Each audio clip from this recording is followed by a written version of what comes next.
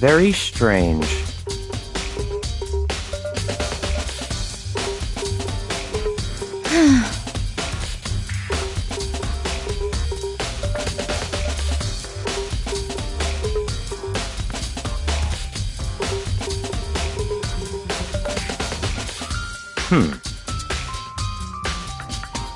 Well.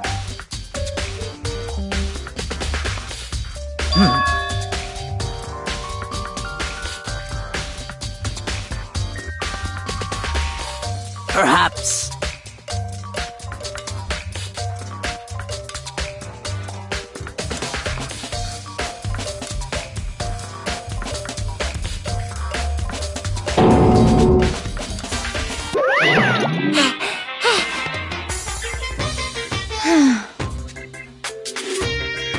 Monokuma appears! Yep.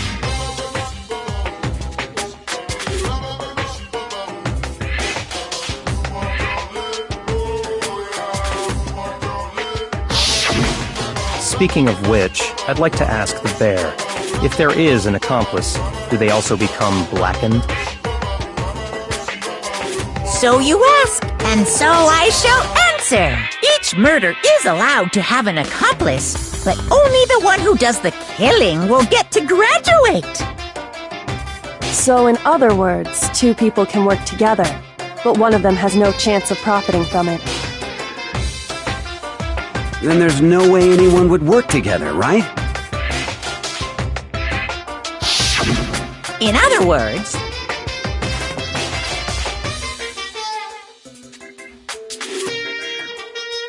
So then.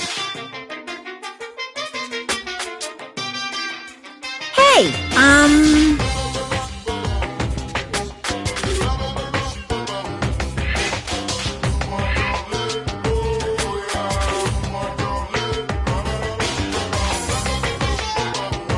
phew.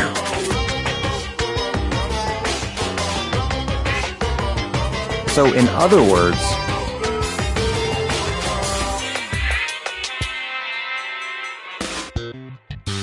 Well,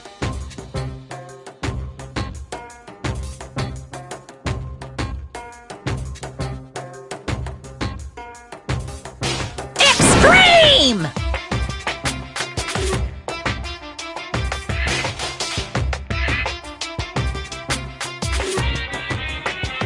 Well now.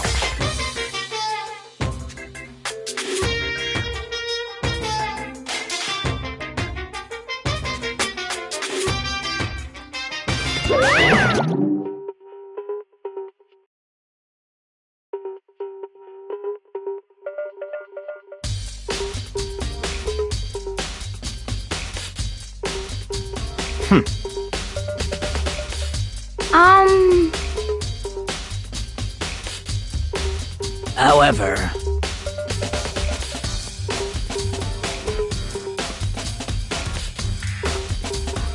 Indeed.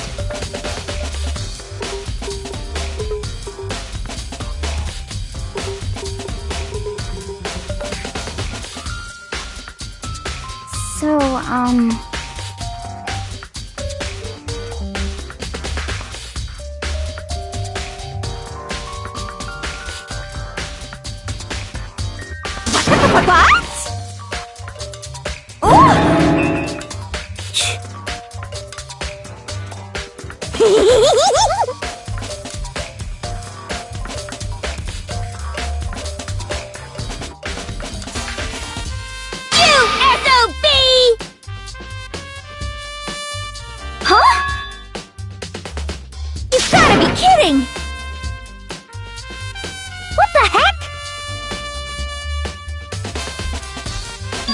What?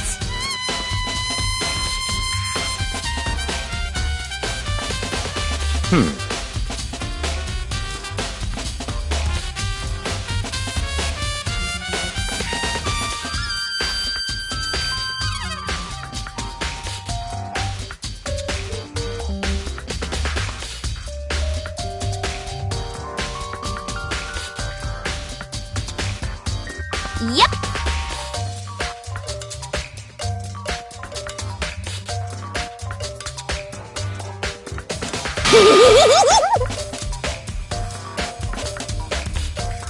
are you saying? Let's see.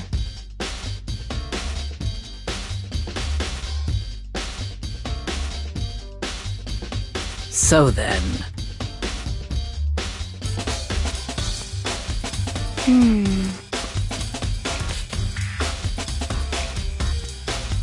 It's all clear now.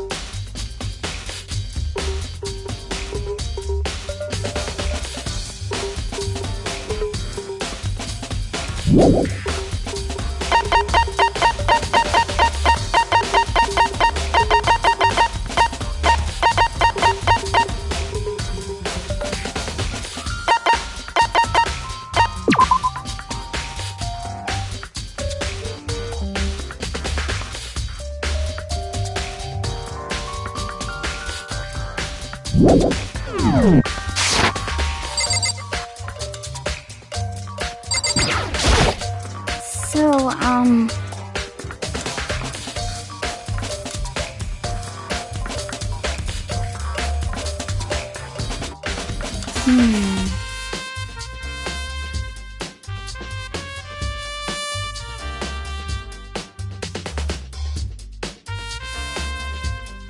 But...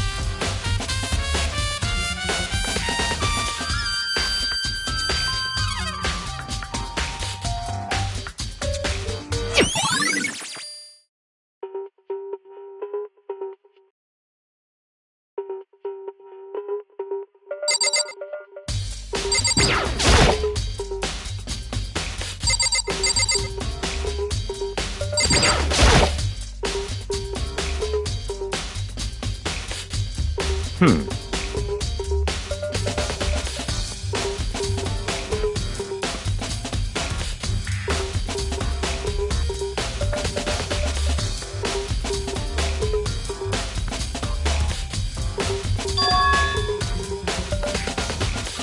in other words,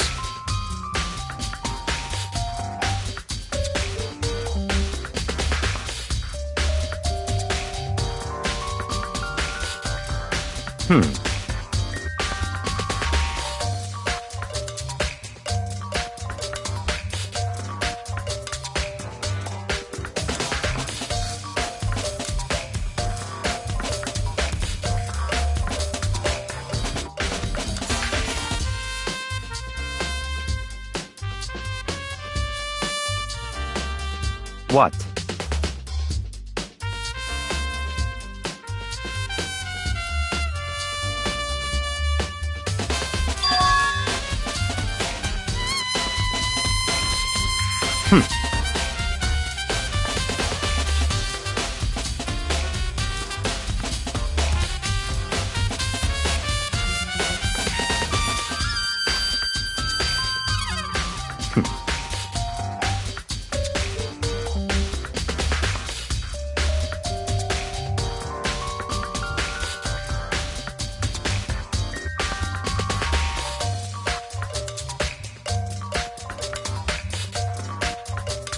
What?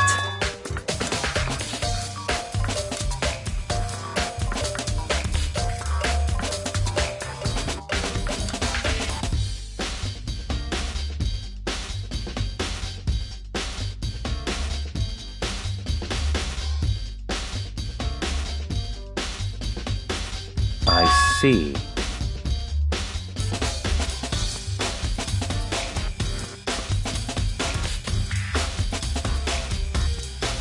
That's enough.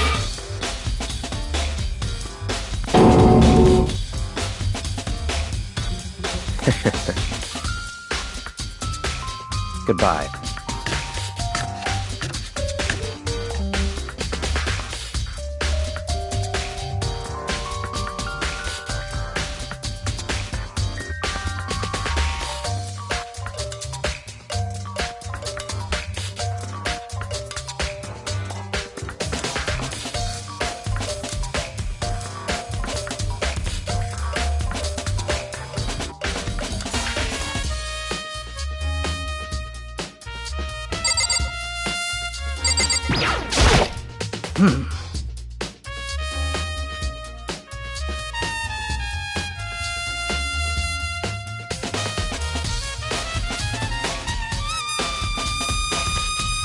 So then...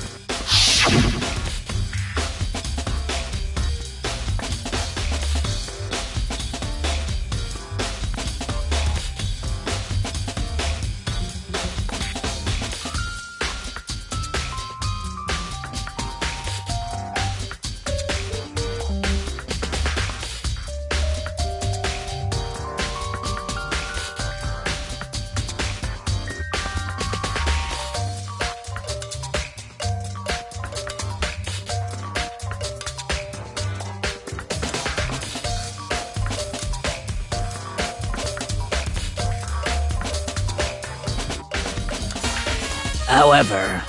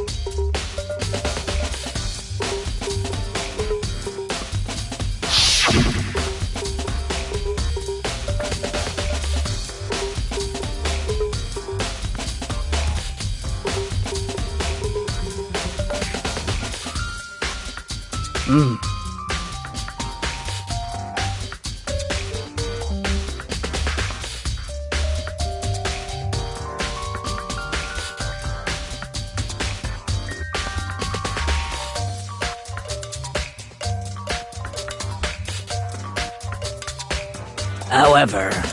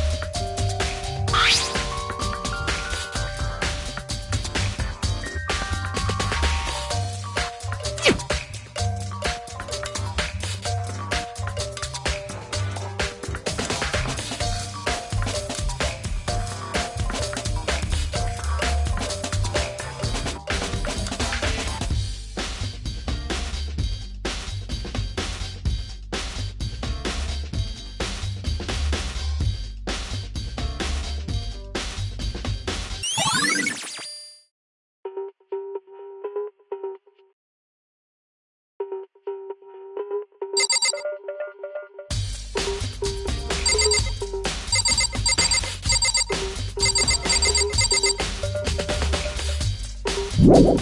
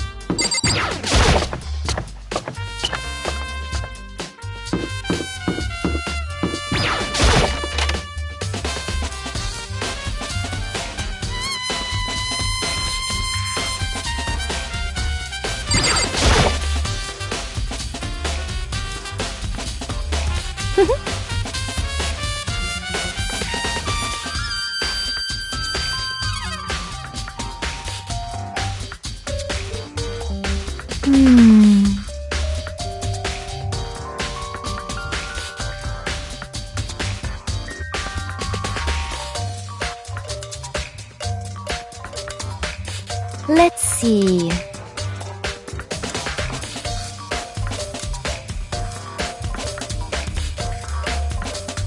Yes, indeed.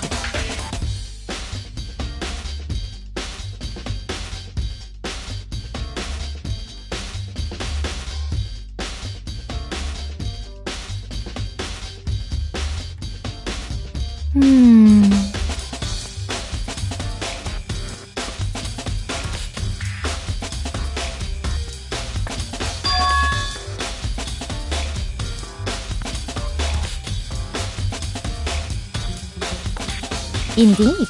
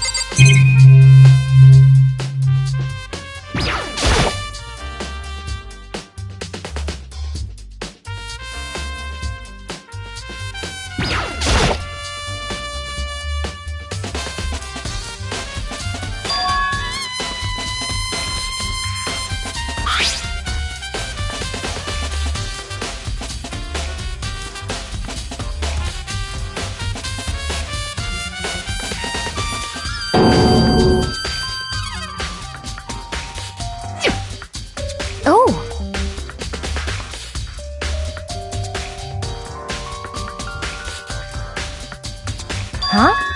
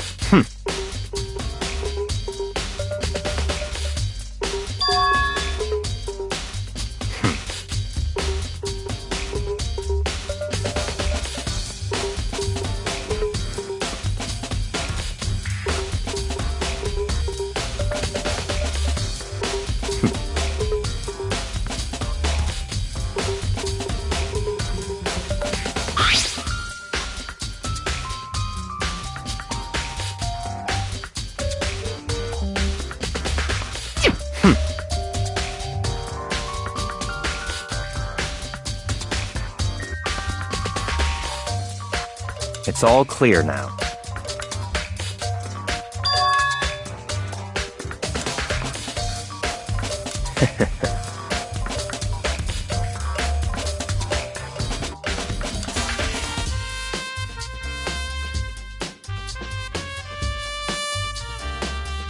Goodbye.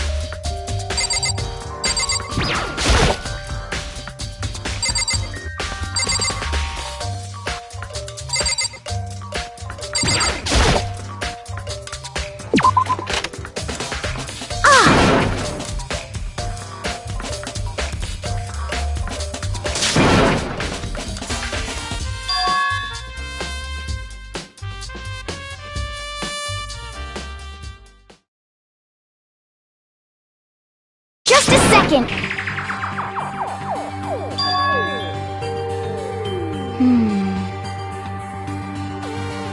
Okay.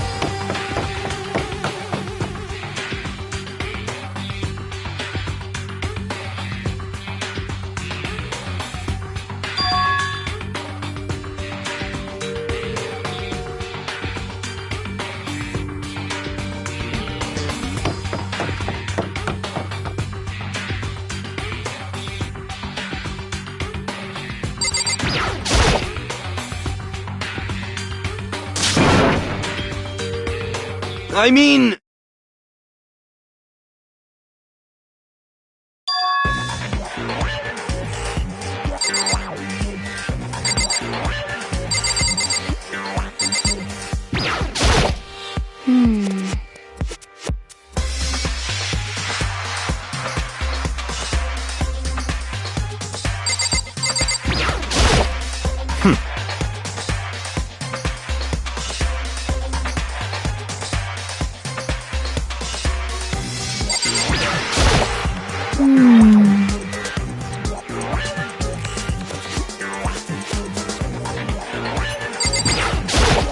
Right.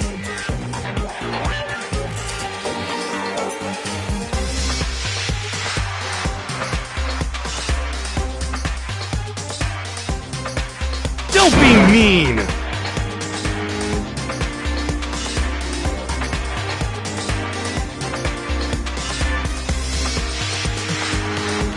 What?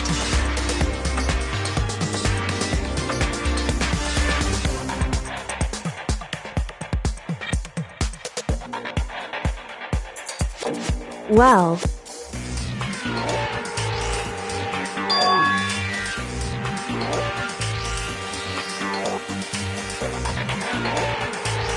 It's nothing. Hey.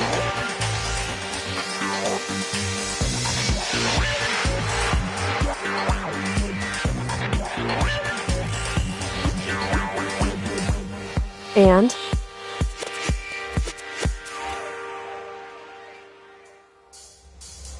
I mean...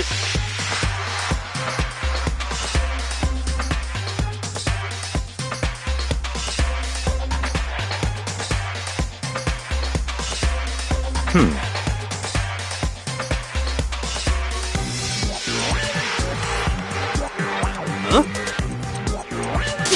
Let me out of here!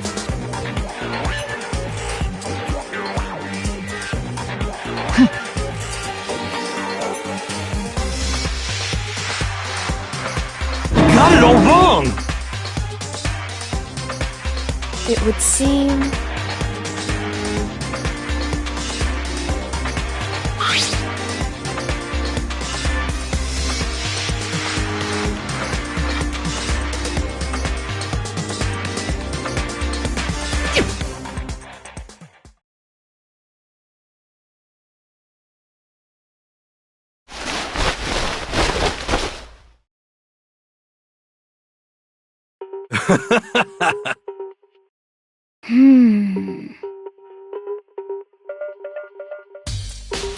So then...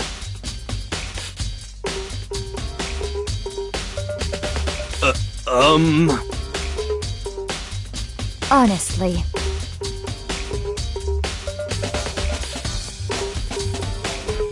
Is that okay?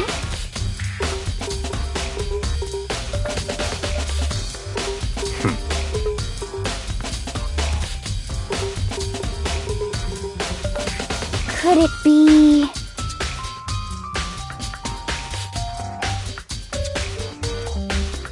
That's terrible!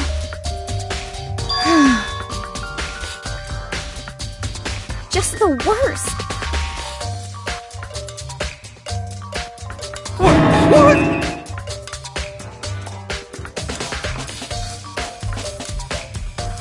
That's right.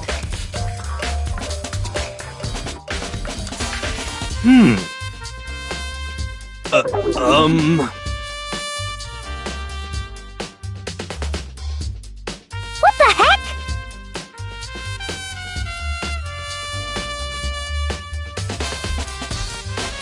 Please!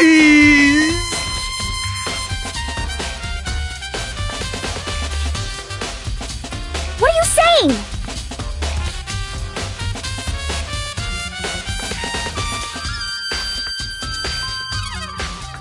What the heck?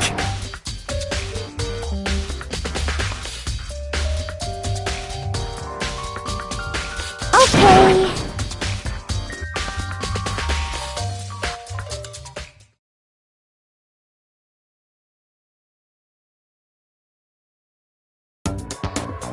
Huh. See? Look. See how loose it is? I mean, come on. blind as a bat in here. Can't see my feet at all. I'm surprised you got anywhere in this thing. I'm telling you, it wasn't me!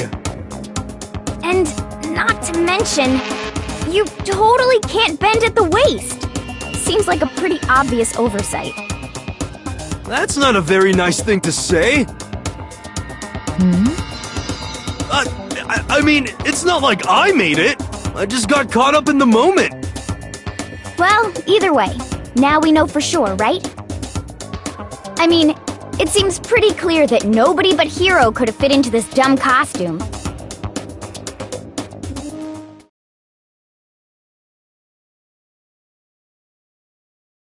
Ah.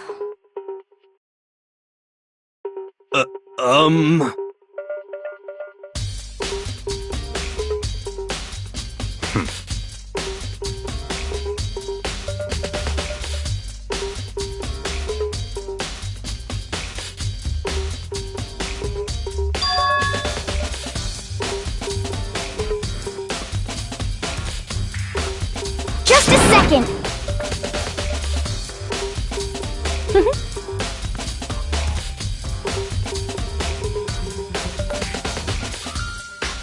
But...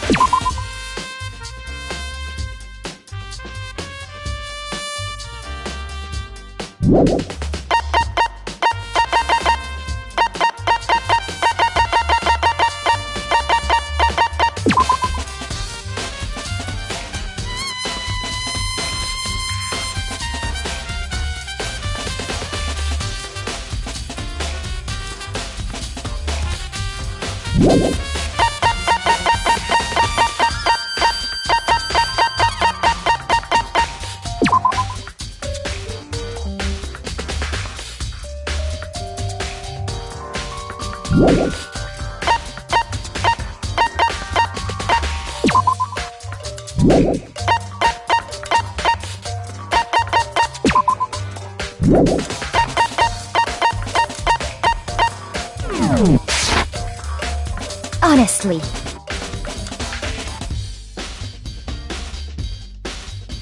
what the heck?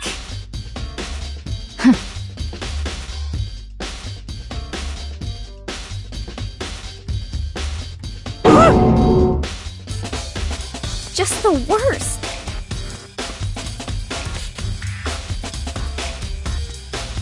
That's terrible! What?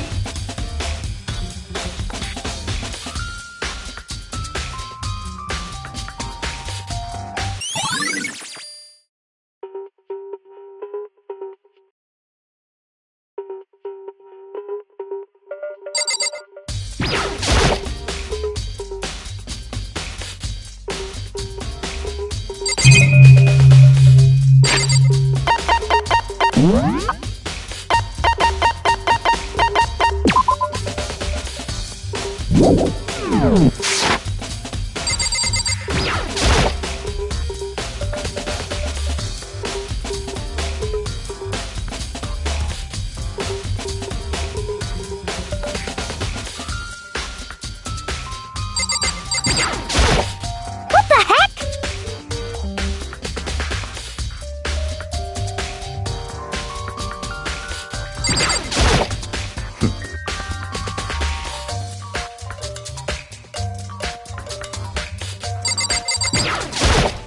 Oh.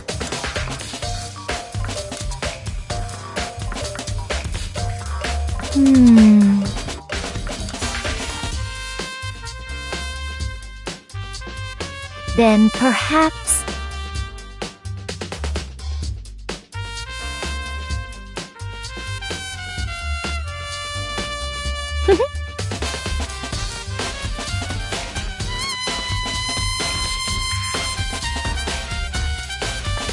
What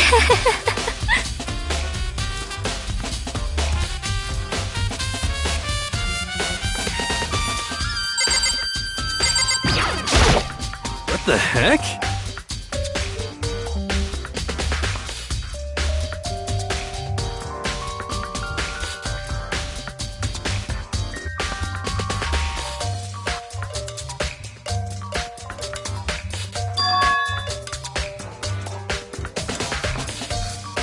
What?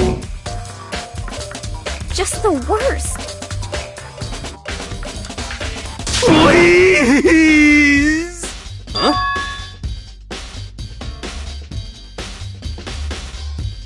How about that? So then,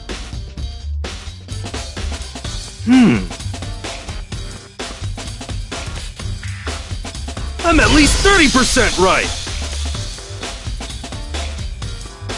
correct. Please! What the heck?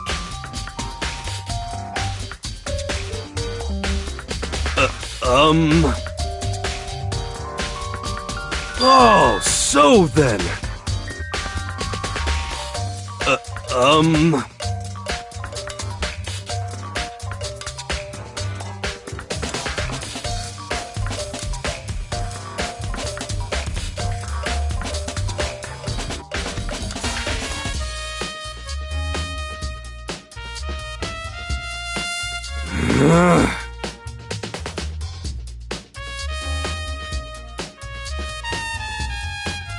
Hey.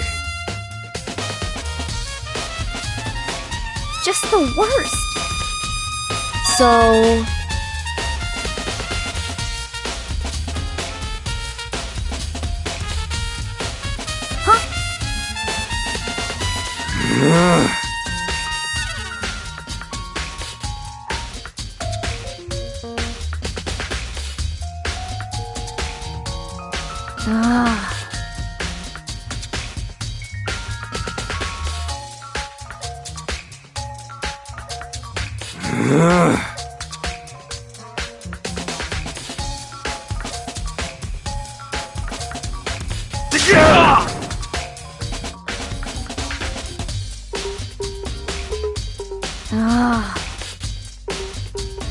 Don't be mean! Just a second.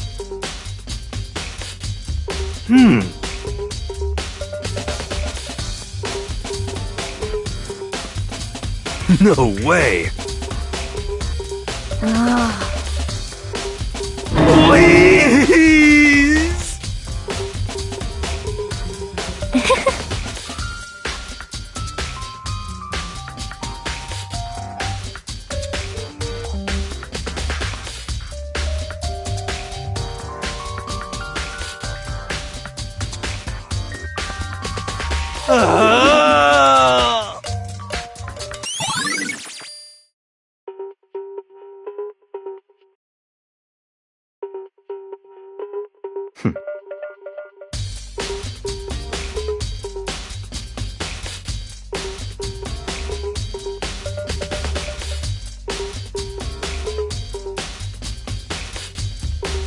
What the heck?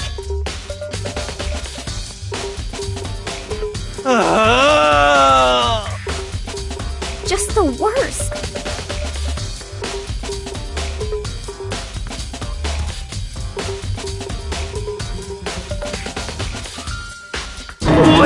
Please! What are you saying?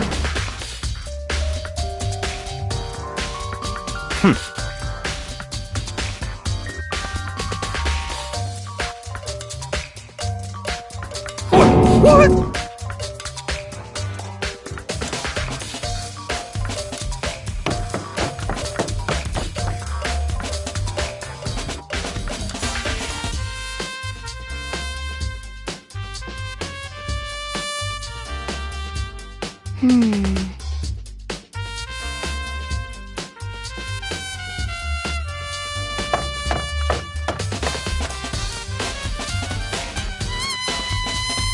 Makoto.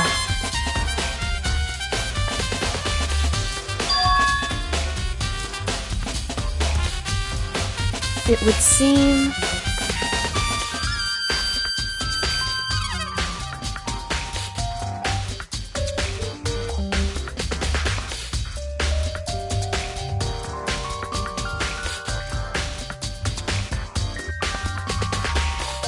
Why is that?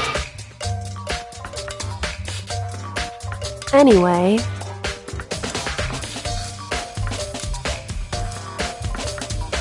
Shall we go? Hey.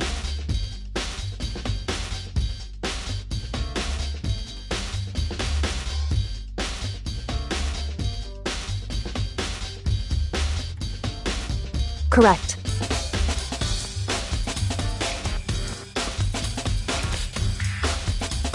Hey.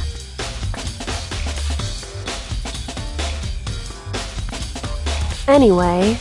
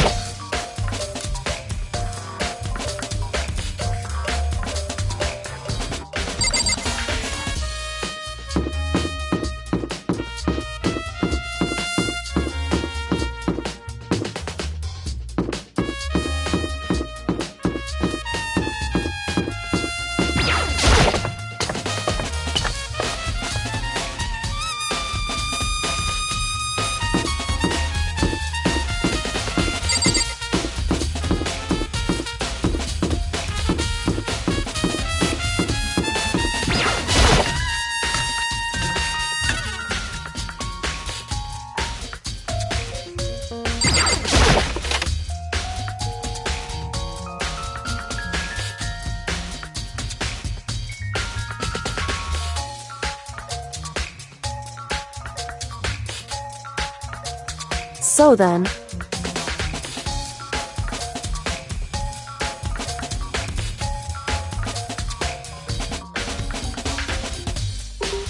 I knew it.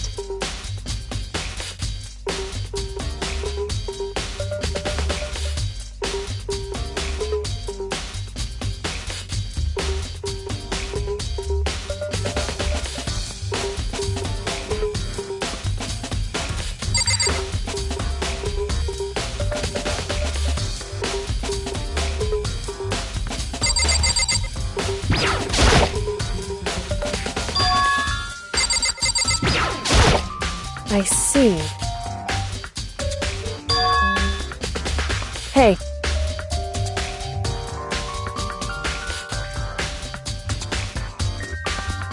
Whew.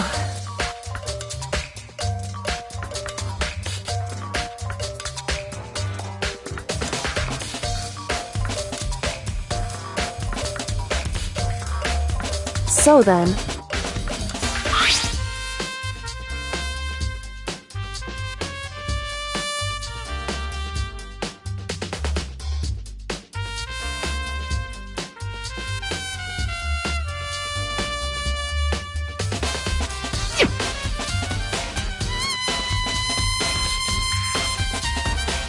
That's right.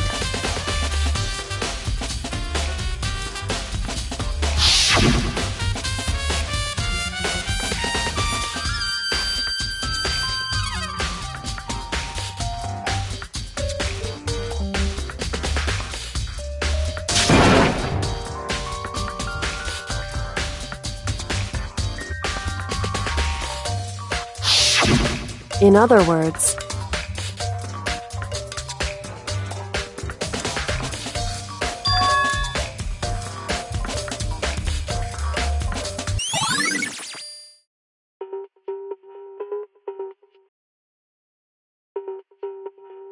However...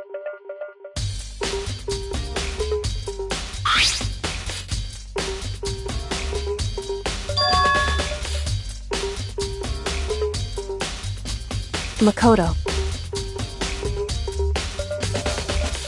Because...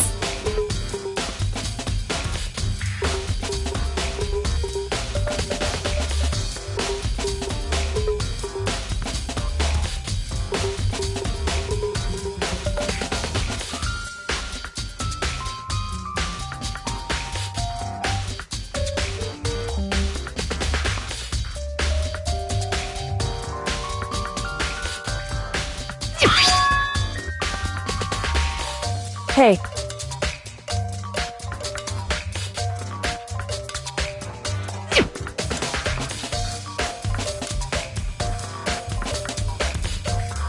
Is that right?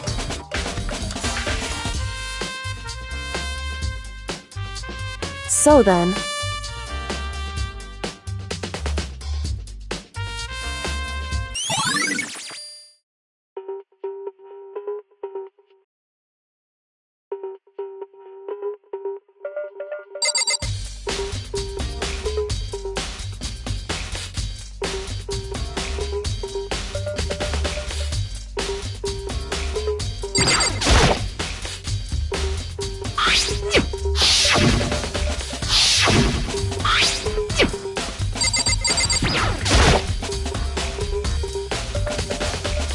Indeed.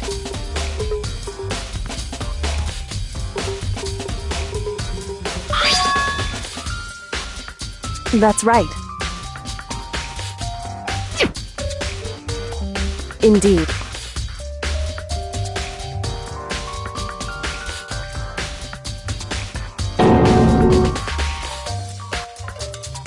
Why is that?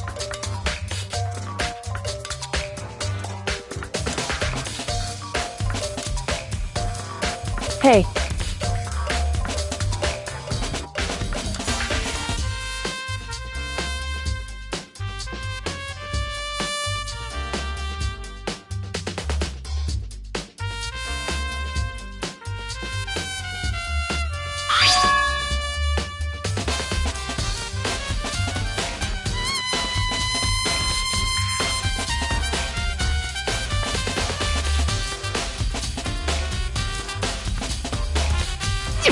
So...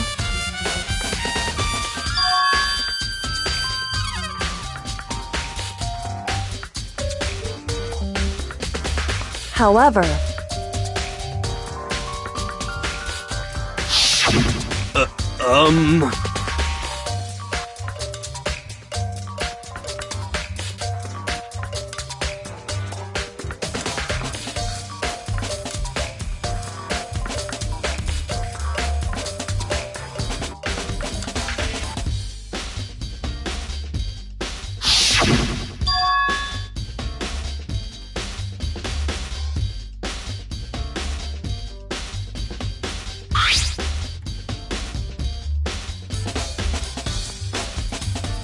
Is that right?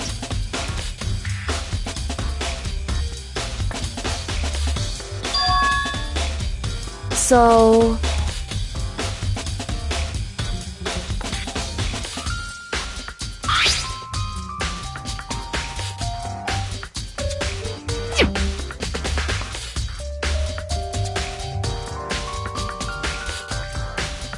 Hey.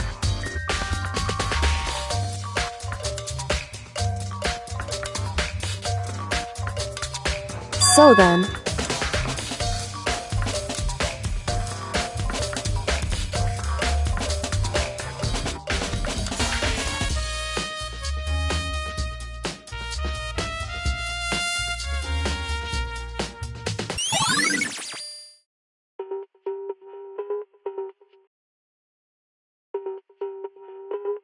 Hey.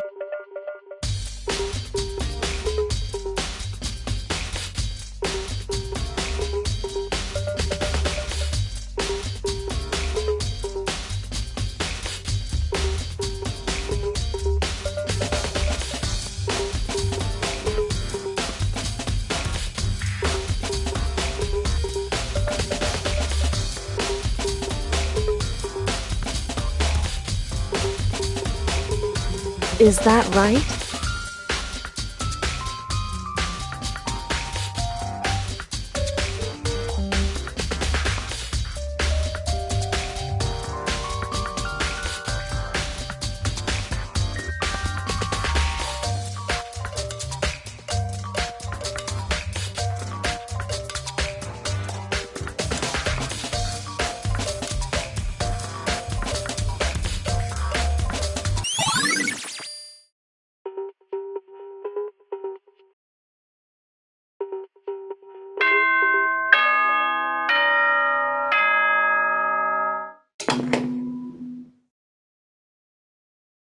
Are you excited? Are you pumped? It's time for the class trial to begin! Like the bright burst of fireworks, like the flash of a soul clashing with life and death. And so, with no further ado, everyone please meet at the usual spot. Make your way to the red door on the first floor of the school. See you soon! It would seem...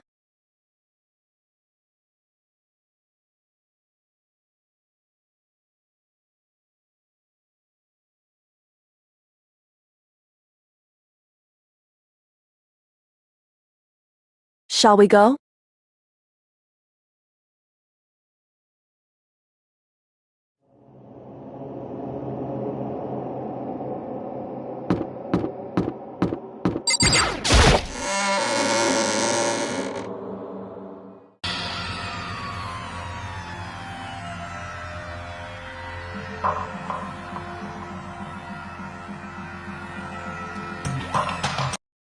Monokuma appears!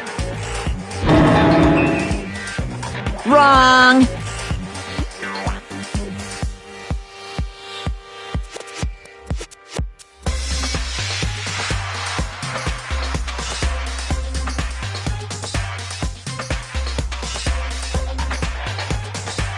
Whew.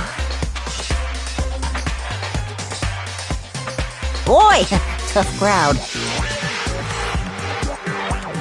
Stop talking. Okay. Hey! Hey!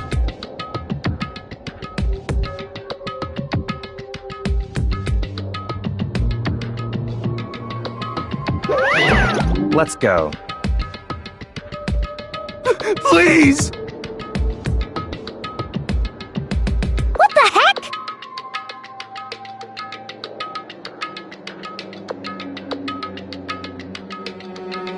What the heck?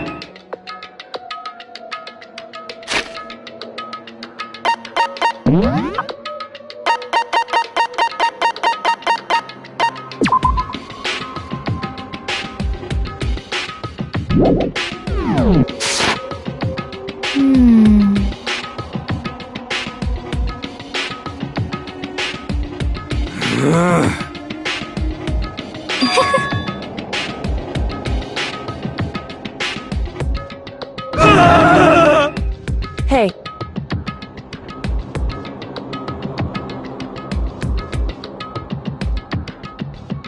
That's right.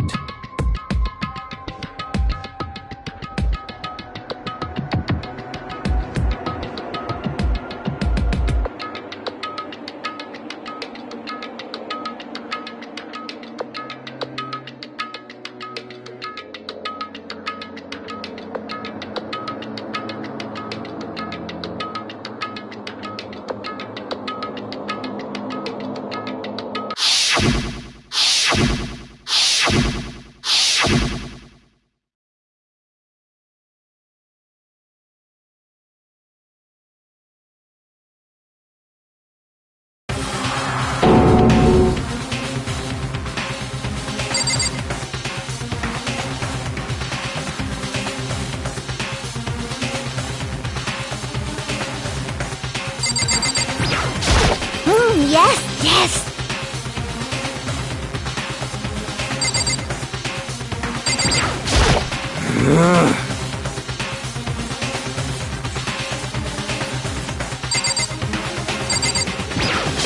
hey,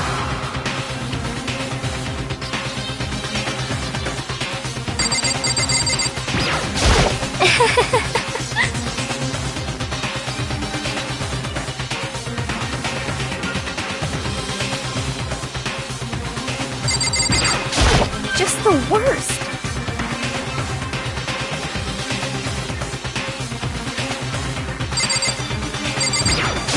Damn.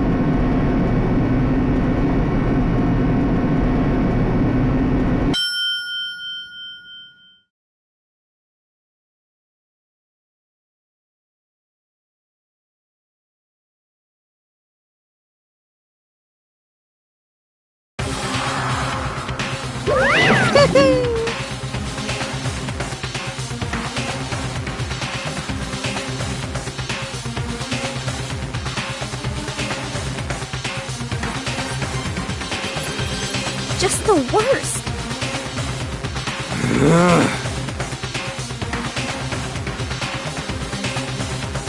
What? Come on.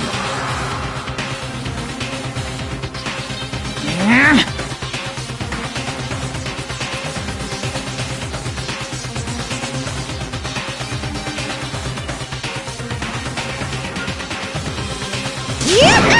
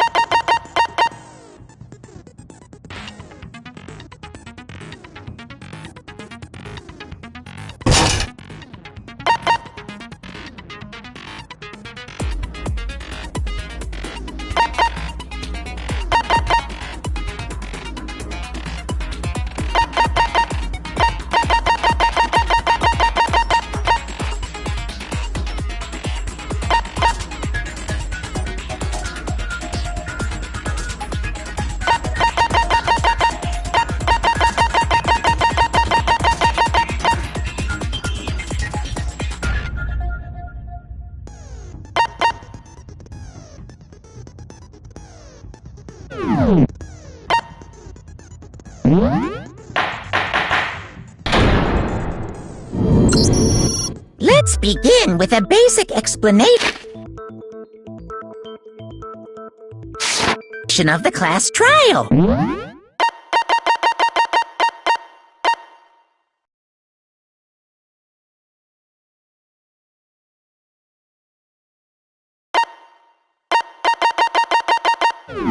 So, your votes will determine the results.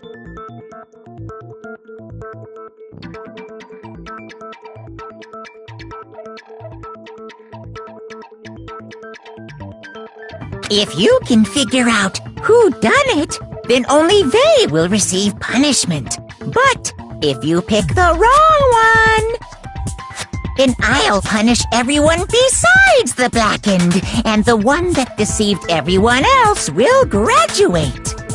Now then, to begin with... We already know who did it!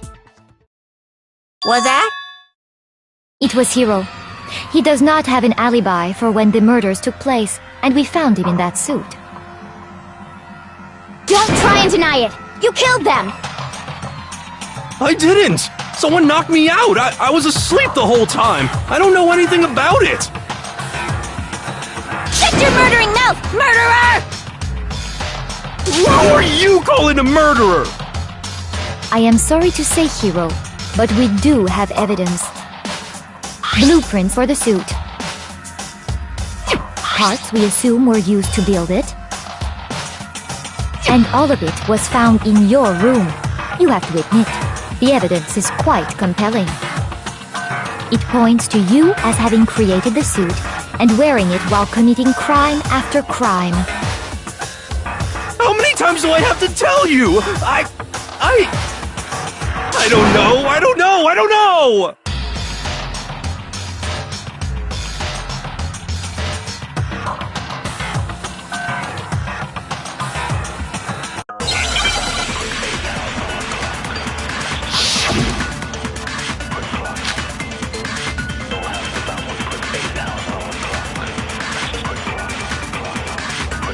Everything we found in your room. The blueprints, the suit parts, they are all proof enough that you are the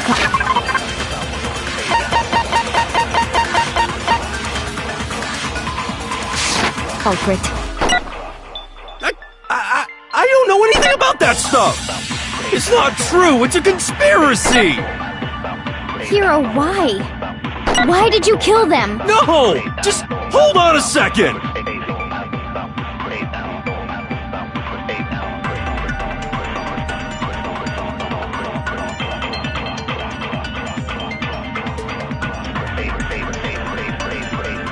Everything we found in your room. The blueprints, the suit parts, they are all proof enough that you are the culprit. I don't know anything about that stuff! It's not true, it's a conspiracy! Hiro, why? No! Just hold on a second! Everything we found in your room, the blueprints, the suit parts, they are... No, that's wrong!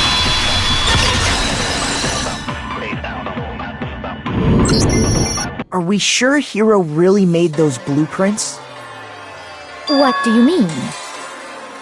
Well, take a look at this. It's the note that Hiro wrote, asking everyone to meet up after Alter Ego disappeared. The handwriting's obviously different, wouldn't you say? When you compare it to the blueprints. There's no way you could think the same person made both of them. Unless that person made it a point to disguise their handwriting. No, the differences are bigger than that, I think. Come on! I'm not smart enough to think of trying to change my handwriting anyway. So, Makoto, are you saying you don't think Hiro's the culprit? And he's not the only one. I think Hiro's innocent as well. What? Then who was in that Robo-Justice suit? Is it like Hiro said? Was there really someone running around in a second suit? The suspicious individual hidden within the suit. Go ahead, Makoto. Tell them who it was. So? Who was in the Robo-Justice suit?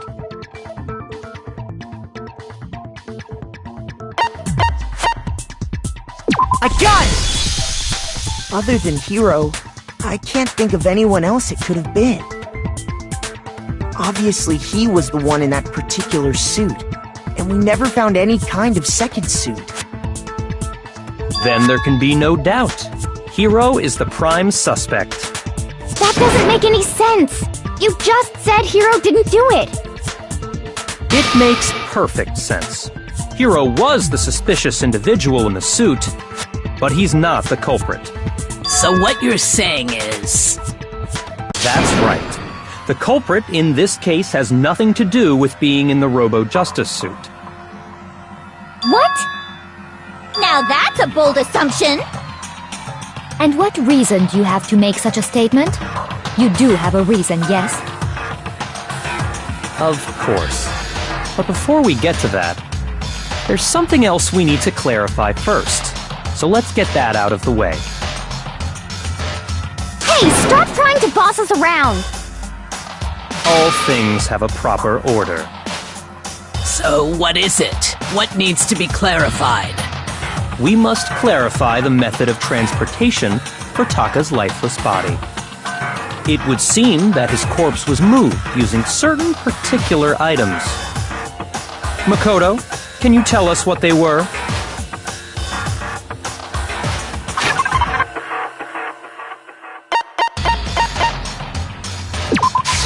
I got it!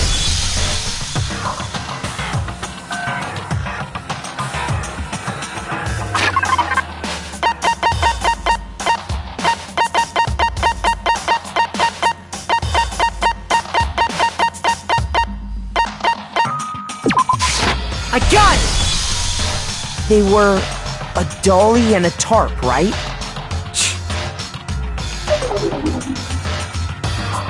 So, let's see if I can explain. Taka's body disappeared from the equipment room, and then we rediscovered it in the repository. And when we found it for the second time, it was wrapped in a blue tarp, right? It was the same tarp that, up until then, was stored in the equipment room. So the killer must have seen it there, and decided to use it when they moved Taka's body. That way, they wouldn't leave any bloodstains while they were moving it. Okay, that explains the tarp. And the dolly? Same thing. I'm sure the dolly was in the equipment room when we first found Taka's body there. But when the body disappeared, so did the dolly. Later, when Taka's body reappeared in the repository, so did the dolly. In other words, you think they used the dolly to move the body, am I right? But are you sure you are not mistaken? Huh? Are you absolutely positive the dolly was in the equipment room when we found Taka's body? That dolly was made specifically for moving large objects between the repository and the art room. It would be very strange indeed to discover it had made its way to the equipment room. Is it not possible that it was in the repository all along, and you simply didn't realize it? She's raised an objection. How do you respond? There is no shame in being wrong. Nobody expects much from you anyway. We have all accepted the fact that you rarely understand what is going on around you.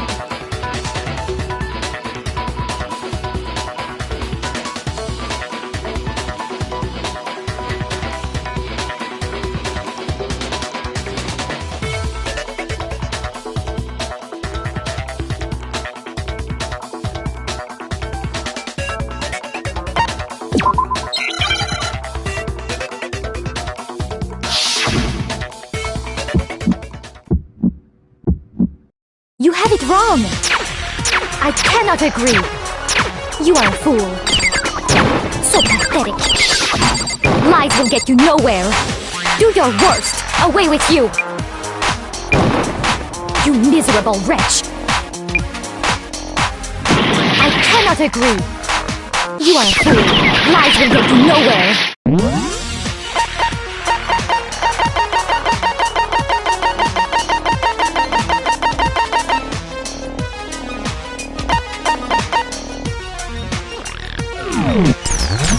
Do your worst, you miserable wretch! You have it wrong! I cannot agree! You are a fool! So pathetic!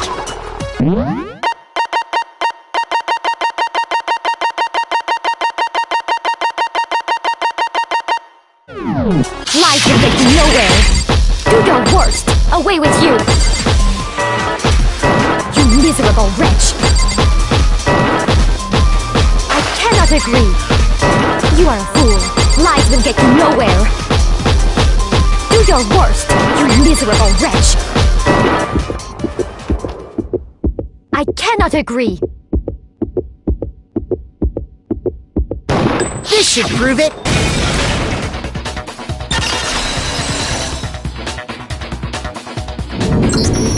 If you're asking for proof that the dolly moved, I have it right here.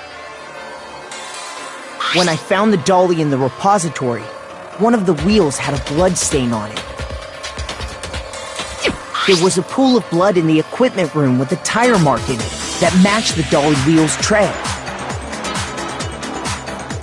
The killer probably rolled the dolly through the blood on accident as they wheeled the body out of the room. And as the blood dried on the tire, they moved the body into the repository. So there's my proof that the dolly was used to move Taka's body.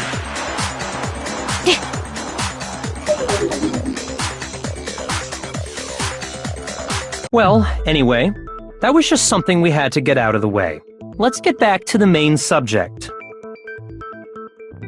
Yeah, the subject of how Robo-Justice didn't do it. 'Cause if it's not a killer robot, then what kind of robot is it? I'm not sure that really matters. I'd be happy to explain why the occupant of the suit couldn't possibly be the killer. If you look back on how the body was transported, it will become immediately obvious.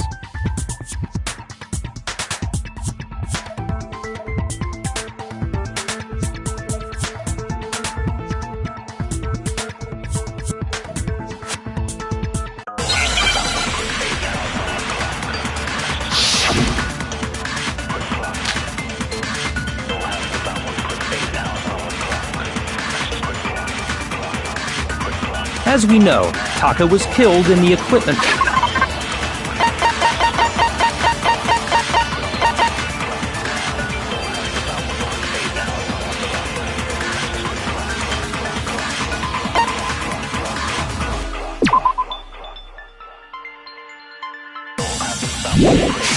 room. And from there, the body was moved to the repository, correct? Yeah, the culprit wrapped the body in the tarp, then loaded it onto the dolly and wheeled it off, right? Shoot! As we know, Taka was killed in the... And from there... Yeah, then loaded it onto the... Now, keep in mind that the dolly doesn't... Well, yeah, but even without a handle, all you'd have to do is bend over. Then you could push the dolly no problem. So the killer and carted the body off to the... If you accept everything we just said, then you must realize that whoever was in the suit couldn't possibly be the culprit. Sorry, I don't think I realized anything. As we know, and from there... Yeah, the culprit then loaded it onto the... Now, keep in mind that the dolly doesn't... Well, yeah, but even without a handle, all you'd have to do is bend over. No, that's wrong!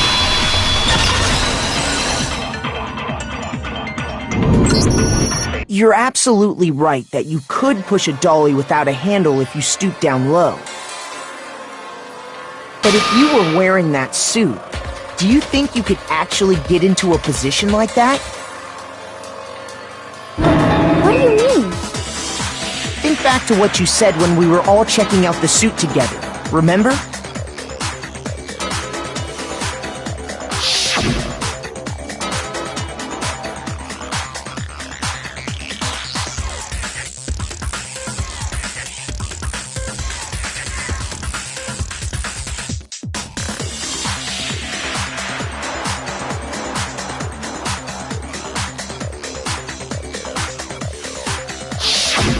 When you're in that suit, not only can you not see your feet, but you can't even bend at the waist. Am I right about that? Now that you mention it, yeah. It seems like it'd be awfully hard to push that dolly if you couldn't bend over. Well, what's to stop you from simply pushing the dolly with your feet? When you can't even see your feet? You really think someone could kick the dolly all that way? Yeah, it'd be totally impossible! Not that I can say for sure myself.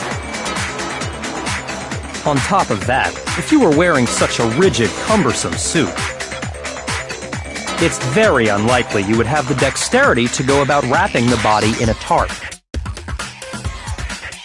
Well, I mean, isn't that just a matter of taking off the suit when you're ready to move the body?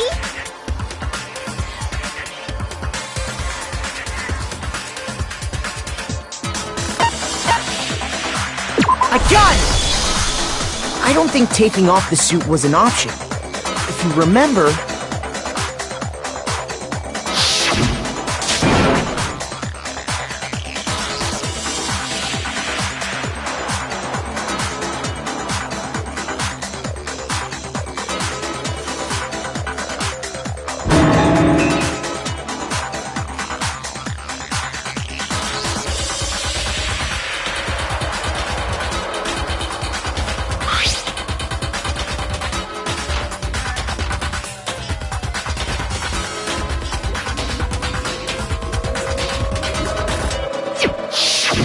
That's true.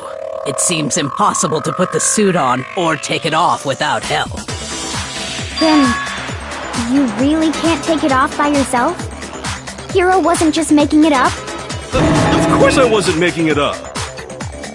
If he could have gotten it off by himself, I don't think he would have let us see him wearing it.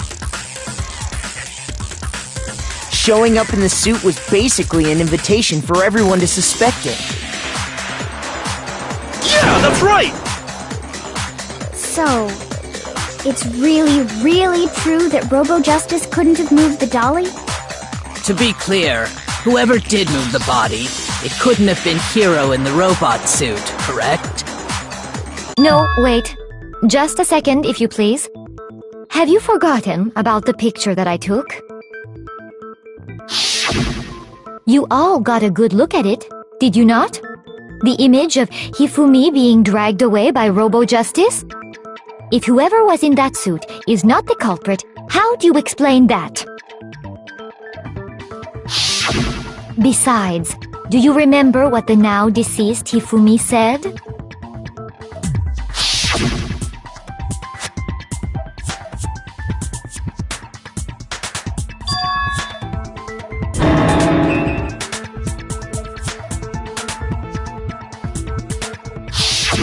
So long as those facts exist, the proper conclusion is beyond question. The individual inside the suit and the culprit are one and the same.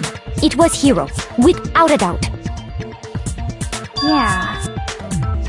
Yeah, that's gotta be right. Hold on a second! It's still far too early to reach that conclusion. Besides, there's no hurry to decide who did it. Before we rush to a verdict, shouldn't we explore every single possibility? Instead of seizing on one viewpoint, the truth is uncovered by analyzing things from every angle. Perhaps, but where do we go from here? Let's review this series of unfortunate events from the beginning. Maybe we'll uncover something new. What a pain in the ass! I don't disagree, but our lives are on the line. If this is what it takes, we have to do it. Plus, maybe we'll get to find out where the heck Kyoko was when everything went down. All right then, let's take another look back at what happened. I suppose we could start with this morning. 4 of us gathered together in the dining hall. Makoto, Hina, Kyoko, and myself. We waited there for quite a while, but nobody else showed up, so we went to look for everyone. That was around 8 a.m. And as soon as we split up, Kyoko went missing. Soon after that, Hina found Celeste in the rec room and quickly came to get Makoto and me. It seems I was unconscious for about an hour after I was attacked by my mystery assailant. I know it was an hour because I remember being attacked a little after 7. That was when we saw Celeste's picture and discovered that her assailant had been wearing a strange costume. As it turns out, it was Robo-Justice. It also soon became clear that this same Robo-Justice had abducted Hifumi. We were soon joined in our search by Byakuya and Toko, and then went on to find Hifumi in the library. He was injured, so we took him to the nurse's office and resumed our search for the suspect. But not long after leaving the nurse's office...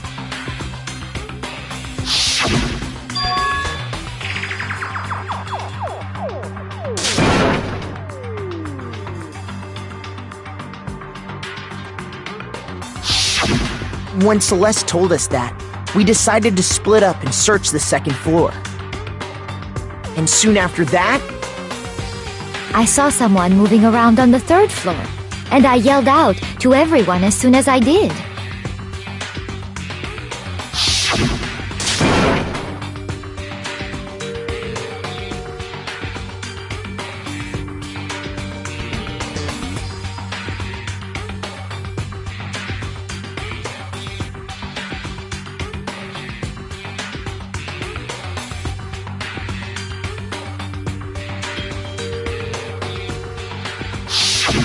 And then...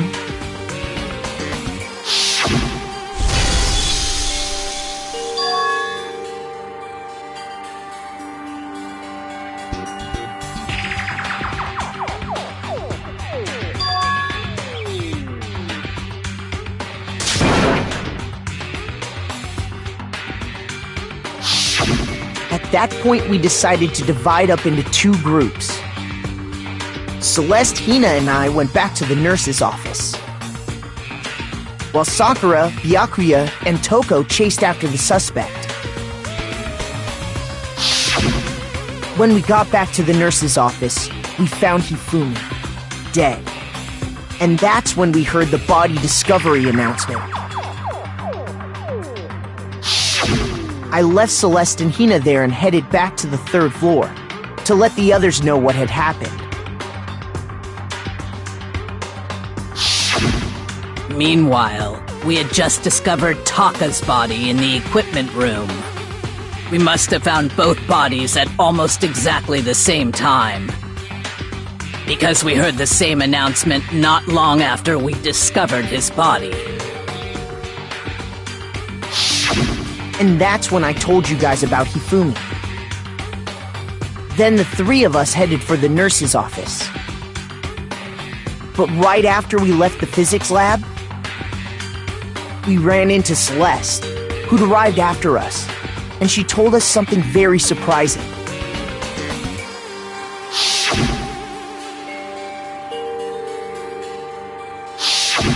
We rushed back to the nurse's office and saw that she was right. Then we remembered we'd left Toko passed out in the equipment room, so we hurried back again.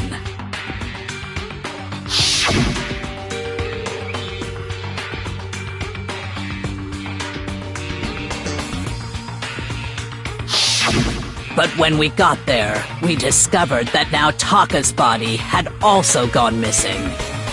Next thing we knew, we were searching the school for 2 missing dead bodies.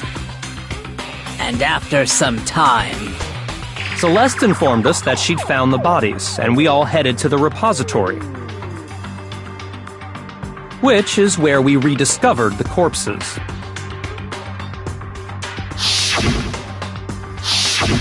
I think that about covers it. I see. The whole thing sounds exceptionally complicated. It certainly seems to me that these are not a simple series of connected events. Okay, well, if that's true, then what? Rather than a single series of events, I think we have to consider each murder a separate situation. And from there, we can uncover the contradictions surrounding all of them. Now then, let's get started, beginning with what happened to Taka.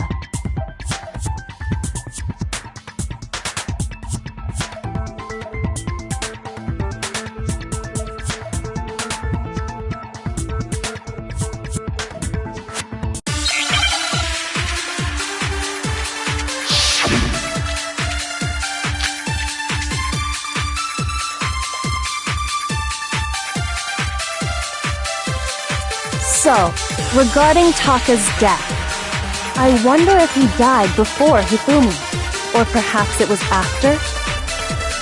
We already know what order they were killed in. Taka came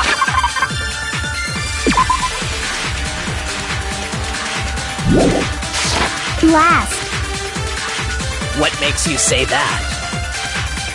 Because of the numbering of the Justice Hammers. It's true that Hifumi was killed with Justice Hammer 3, while Taka's death came from a swing of Justice Hammer 4. See? So it's obvious Taka came after.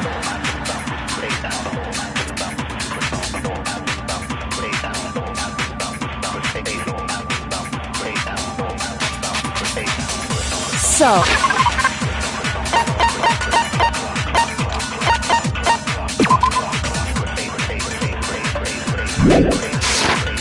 regarding Taka's death, I wonder if he died before Hifumi, or perhaps it was after?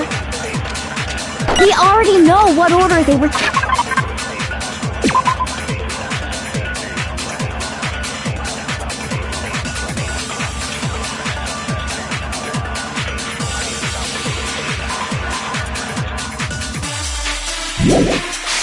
killed in. Taka came last. What makes you say that? Because of the numbering of the Justice Hammers. Shoot!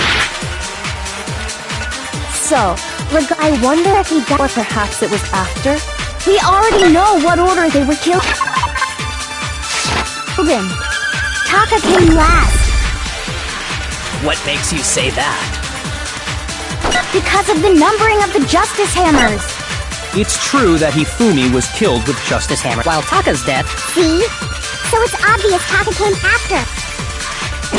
So, regarding Taka's, I wonder if he died before or perhaps it was after? We already know what order they were killed in. Taka came last. What makes you say that? Because of the numbering of the justice. No, that's wrong.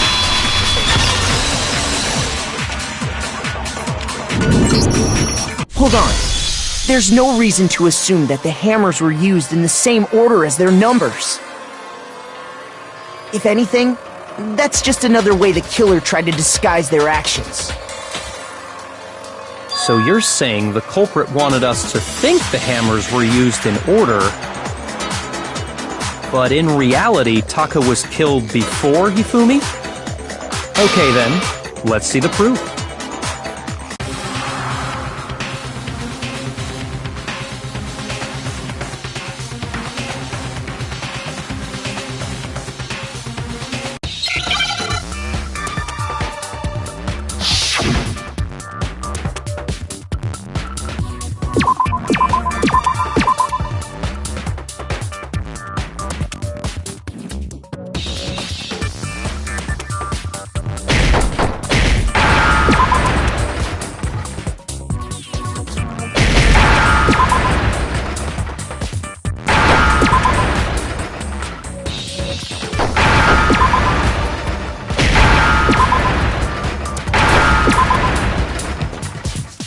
Now I understand!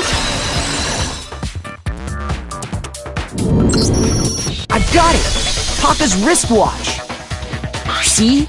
Look! It broke with the hands pointing just past 6 o'clock. It must have gotten broken when he was attacked by the killer. Because as of last night,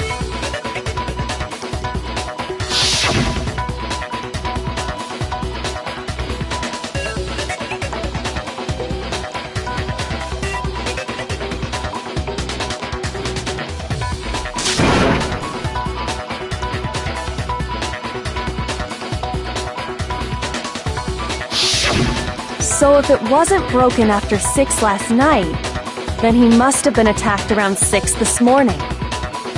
And that would be his official time of death. But if that's true, then he was killed well before Hifumi. And before Celeste was attacked this morning, which happened around 7. That's right. Taka was killed before any of the other incidents took place. That simple fact slipped past all of us. We made the wrong assumption about the order of events, all because of those justice hammers. That's exactly why the culprit wrote the numbers on each hammer and had them increase in size. That way, when we saw how they were used in each incident, we'd easily make that wrong assumption.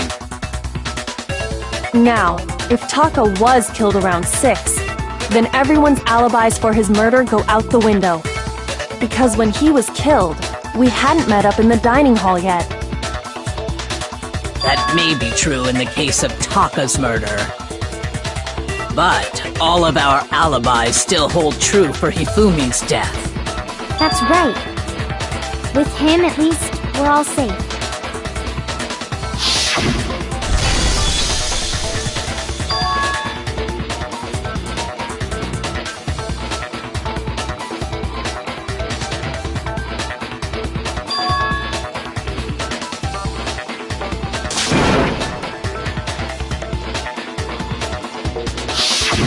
When we heard Hifumi screaming, we were all together.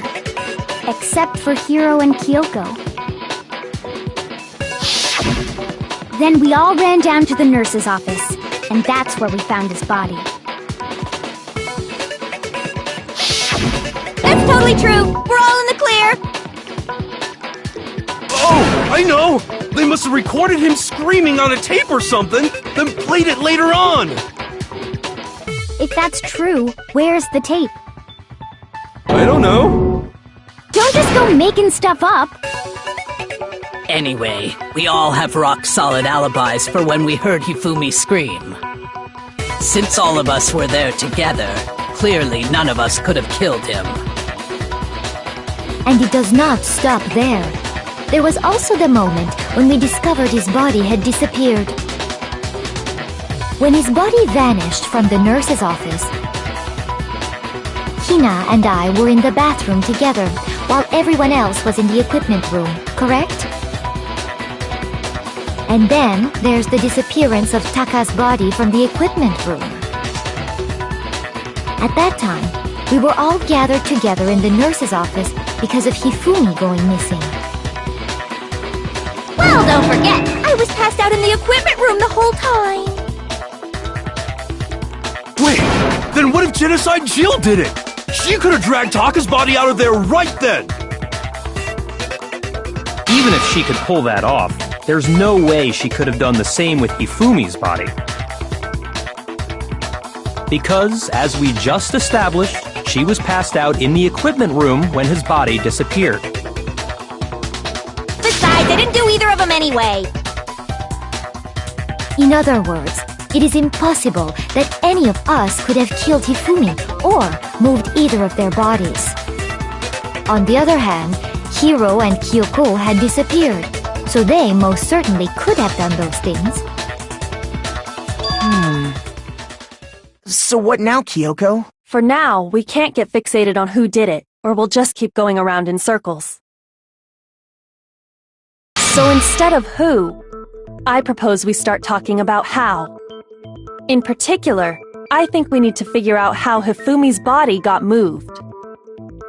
That's true. We searched everywhere, but we couldn't figure out how to explain his body disappearing. And according to what Celeste said,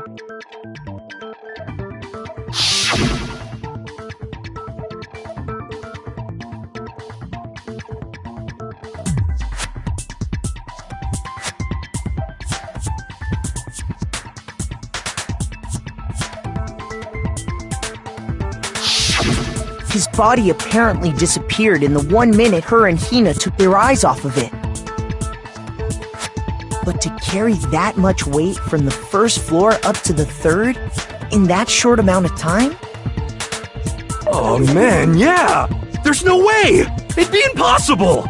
Well, what if I told you there was a way to make the impossible possible? What? How? If the dead body were to move itself. The dead body moved on its own? No! Not another... ghost! I don't think it has anything to do with the occult. I think what she's implying is... we thought Hifumi was dead, but perhaps in reality he was still alive. He was... alive? Are you saying Hifumi wasn't carried out of the nurse's office, but simply walked out on his own? But I mean, we found his body. He was dead. Perhaps he was simply playing dead. That it isn't possible.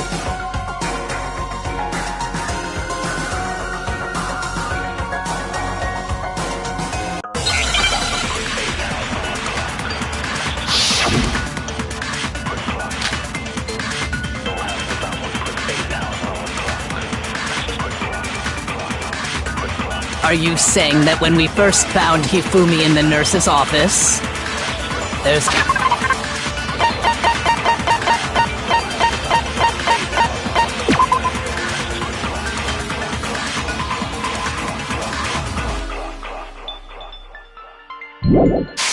the chance he was actually still alive? No, it is impossible. Hifumi was dead, without a doubt. And you know that how? Surely you heard the body discovery announcement along with the rest of us. Hifumi's dead body had been found. And that is why the announcement was made. Are we really so sure about that? Maybe the announcement was intended to signal someone else's discovery.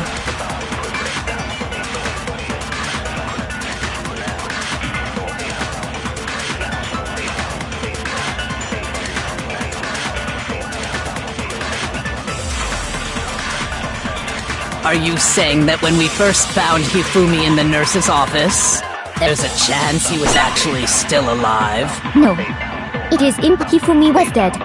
And you know that how? Surely you heard the body discovery and Hifumi's dead body, and that is why. Are we really so? Maybe the announcement was intended to signal someone else's discovery. Shoot!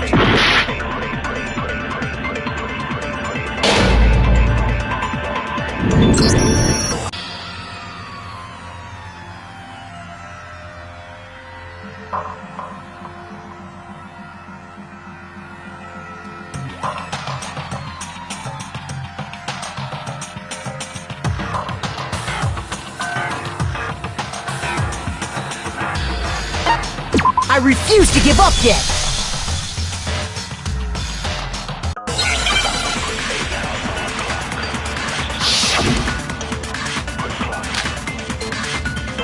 Are you saying that when we first found him, there's a chance he was actually still a— No. Hifumi was dead, and you know that. Surely you heard the body Hifumi's dead body had been found, and that is why the announcement— Are we really? Maybe the announcement was intended to signal someone else's discovery. Are you saying that when we first— there's a chance he was actually— No. Hifumi was dead, and you know that. Surely you heard the body Hifumi's dead body, and that is— Are we really? Maybe the announcement was intended to signal someone else's discovery. Are you saying that when we first found Hifumi in the nurse's office, there's a chance he was actually— No. Hifumi was dead, and you know that. Surely you heard the body discovery, and now Hifumi's dead body had been found. No, that's wrong!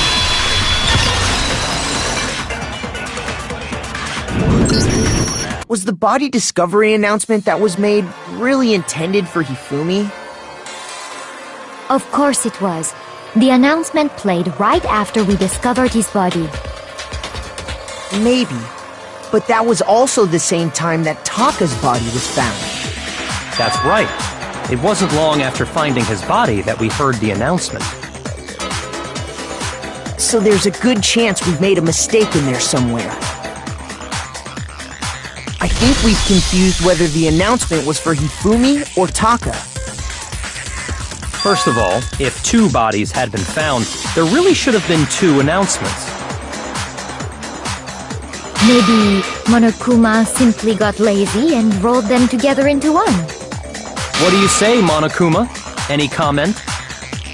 Well, it's a very sensitive issue, so I can't go into too much detail. But what I can say about the body discovery announcement is that it's only broadcast when 3 or more people find a dead body for the first time. That didn't answer our question, man. We're asking if you're a lazy bum. No, actually, that was plenty. He said it's only broadcast when a body is discovered for the first time, which means even if we find the same body again later, he won't make the announcement again. If that's true, then why was the announcement made again later on? Huh? Later on? Exactly. We heard the body discovery announcement twice.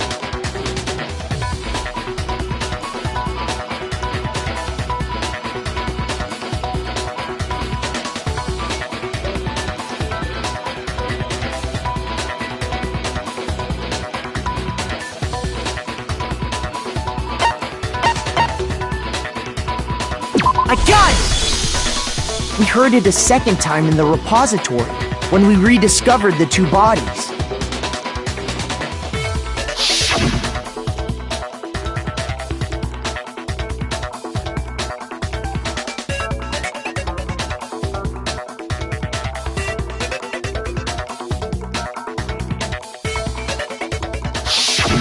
It didn't seem weird at the time, but it contradicts what Monokuma just told us, doesn't it? Exactly. If we were actually rediscovering both bodies, the announcement shouldn't have played. Then in reality, when the two dead bodies were rediscovered, one of them was actually being discovered for the first time. So, when we found Hifumi the first time in the nurse's office, he wasn't actually dead yet. Meaning he wasn't actually found dead until we came upon him in the repository. And that's just part of it. There's one other thing that leads me to believe he was still alive in the nurse's office. Oh, I know! Because he was super good at playing dead! Bada bing, bada boom! That is the worst logic I have ever heard. But honestly, I do not think there's anything that can prove he was still alive. Okay then, let's take another look at the events surrounding the discovery of his body. Then it should become clear whether he was really alive or not. This whole thing is pointless.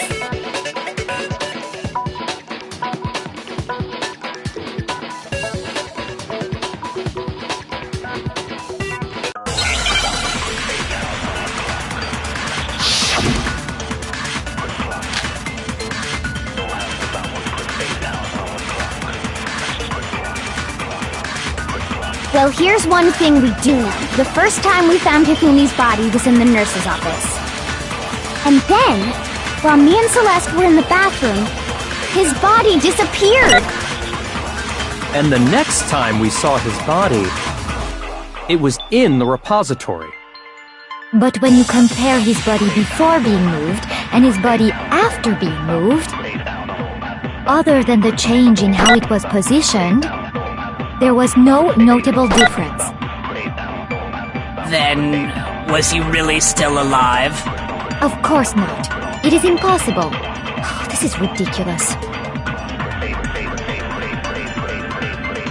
Well, here's one. The first time we found him, and then his body disappeared! And the next time, it was in the But when you compare his body before, Other than the change in how it was, there was no notable difference. No, that's wrong!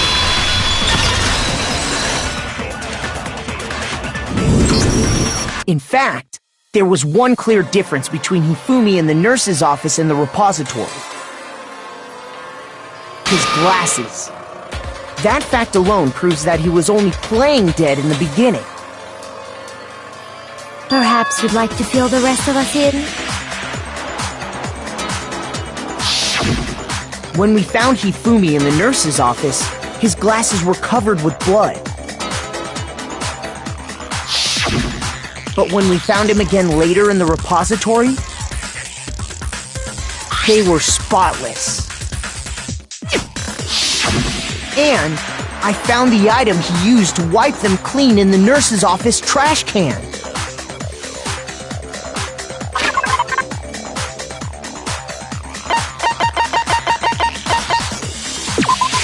I got it! It was a glasses cleaning cloth featuring a certain cartoon mascot. One look at the bloodstain on the cloth should make things clear. This piece of cloth was used to wipe Hifumi's glasses clean. And the mascot on the cloth is the same one that's on the digital camera, right? And whose digital camera was it? Hifumi's, of course. the character was Princess Piggles from Demon Angel Pretty Pudgy Princess, I think. I highly doubt anyone but Hifumi would have brought something like this to school. I see your point. And the only people here who wear glasses are... I wouldn't be caught dead using a tacky piece of garbage like that. A few tissues is all I need to keep my glasses clean. Then there's no question. It belonged to Hifumi. So what you're saying is... What exactly? What I'm saying is, the blood on his glasses was wiped away using his own glasses cleaning cloth. Even if that is true, it does not mean he wiped the blood off himself.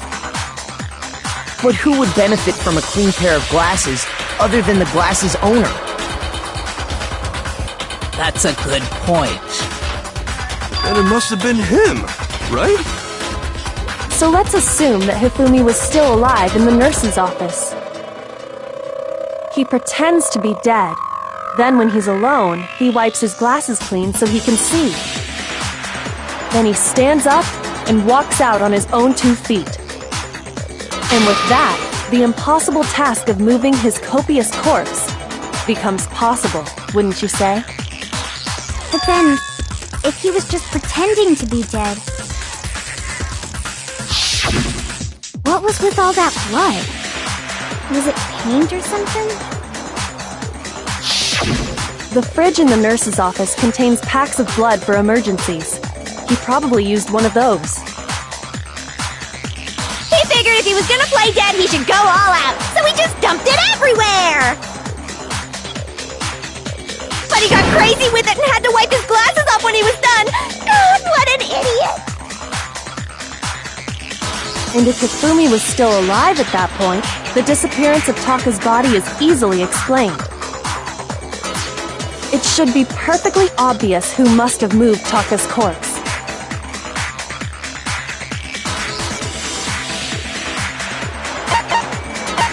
I got it! It could only have been Hifumi. While we were all gathered in the nurse's office, he went to the equipment room and took Taka's body. That also explains how the door to the repository got locked. The door was locked? Well, after the bodies disappeared, we all went looking for them, right? So me and Sakura headed for the repository. But when we got there, the door was locked. And the repository door can only be locked from the inside. Which means, when Hina and Sakura got to the repository, someone was already inside. And it could only have been Hifumi, who just finished stashing Taka's body there. He convinced us all he was dead, and when he saw his chance, he dragged Taka's body to the repository. So, Hifumi wasn't just another victim in this case. He was one of the assailants. But that means he took part in the murders. I just can't believe it. If you're having trouble, would you like me to show you one more piece of evidence? There's more? Oh, absolutely. The single biggest fact pointing to his involvement has yet to be revealed. You know what I'm talking about, right, Makoto? The item he took off of Taka's lifeless body?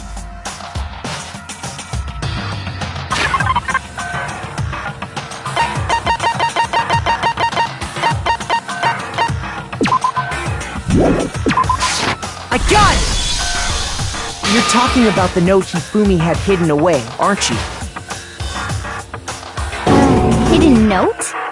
That's right. We found it stuffed in his pants. What? In his pants?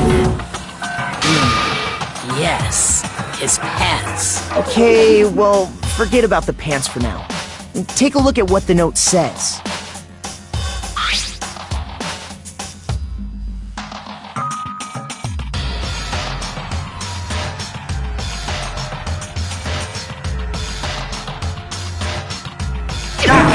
That's the note I was telling you about! The one that told me where to go! Huh? Wait, this one's a little different. In my note it said, Monokuma can't find out, so don't tell anyone else for now. Let's meet in the rec room at 1 a.m. I see. Then this note isn't the same one Hiro got. It's not the same? In other words, the killer got in touch with another person besides Hiro. And that person could only have been... I got it! That's right! Taka! The killer used this note to draw out Taka and murder him. Hello? Over here! Objection! Objection! I don't really understand what's going on, but Hifumi had that letter, right? So whoever wrote it wasn't drawing out TikTok, they were drawing out Huffy! Just to be clear, TikTok is Taka and Huffy is Hifumi, right? Ugh! Yes! Why must you ruin it every time?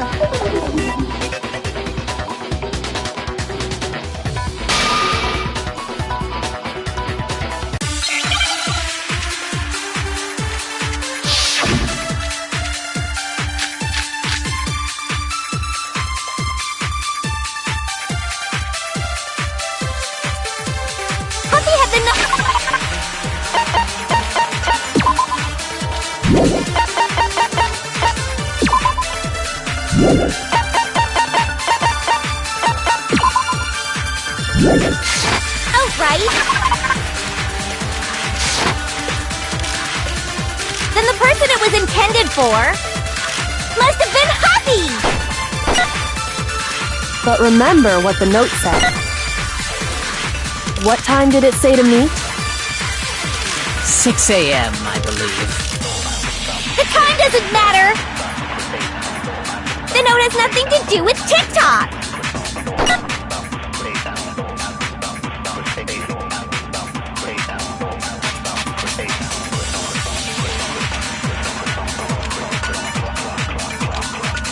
Happy had the note, right? Then the person it was intended for must have been Happy! But remember what the note said. What time did it say to meet? 6 a.m., I believe. The time doesn't matter! The note has nothing to do with TikTok! No, that's wrong!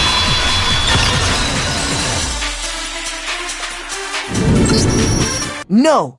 There absolutely is a connection! What the hell are you talking about?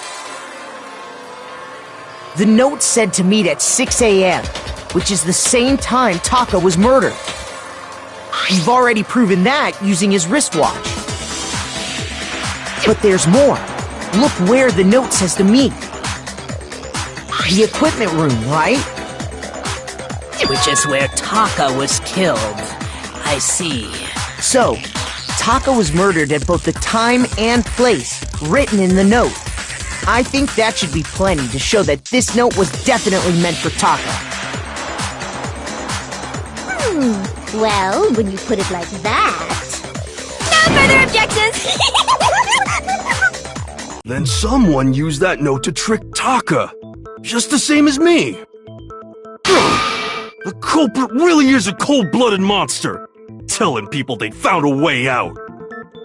But if they gave the note to Taka, what was Hifumi doing with it? Stuffed down his pants, no less! Most likely, Hifumi stole it off Taka's corpse after he died. Huh? He stole it? Where's your proof?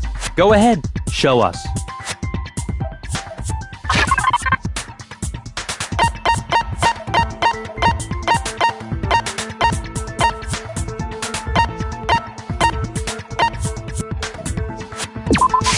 I got it! When I searched Taka's body, I saw that his lifeless hand was gripping a small scrap of paper. If I'm right about this, the sheet of paper this piece came from is... I knew it! It fits perfectly with the note we found hidden on Hifumi. Then Taka's scrap and Hifumi's note... Yup, they're from the same piece of paper. Hifumi had the note meant for Taka, while Taka's corpse still grasped a small piece of that note. There's only one way to explain it. Taka died clutching the note. Hifumi tried to free the note from his death grip, leaving behind only one small scrap. Did I get all that right? That means Hifumi knew the note was important. Exactly. Which proves that he was an accomplice in the murder. Whoa. Yeah. After seeing all this, Hifumi was super involved in this whole thing for sure. In fact, he was behind the whole thing. In fact, he's still alive! Sorry, no. When we found him in the repository, Hifumi was truly and completely dead. The second body discovery announcement proves that. So then, who killed Hifumi? Whoever did is the mastermind, the true killer. He was killed in the repository, so he must have been killed not long after transporting Taka's body. So, he must have been killed after Taka's body vanished, but before we found both bodies in the repository. During that time, we'd all split up and were searching for Taka's missing body. In other words, during that time, none of us have alibis. Wait, but me and Sakura were together. Stop trying to steal the spotlight, you stupid walrus! Who are you calling a walrus? Anyway, when they were killed bothers me too. But there's something that's been bothering me even more. And what might that be? The weapon they used to kill Hifumi! The weapon? Yeah, because according to the Monokuma file, the way Taka and Hifumi were killed was almost the same, with them having similar fractures and all. But Justice Hammer 3 and 4 were still laying around in the nurse's office and equipment room, right?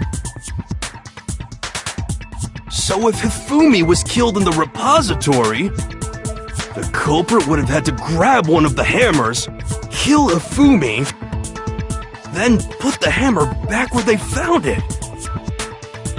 But wouldn't that be seriously risky for him? I'm surprised. It seems there's some semblance of a brain knocking around that skull of yours after all. Hell yeah! It's packed in there good and tight.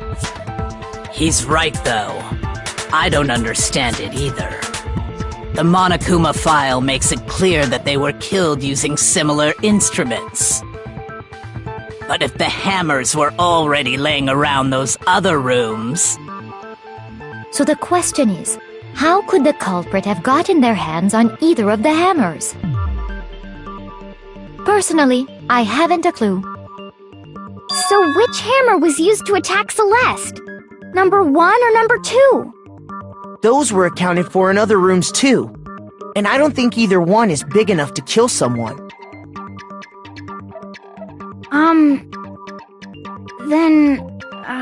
Is it not possible they used a different weapon? I don't think it is possible. They were both killed with the same kind of thing, right? So then, what was used to kill Hifumi?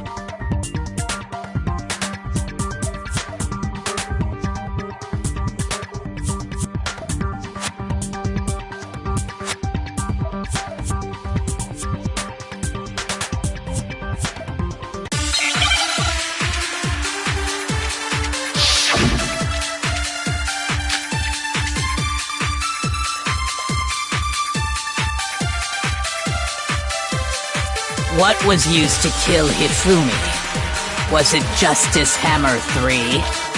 Maybe Justice Hammer 4? Well, whatever it was, there's one thing we have to figure out.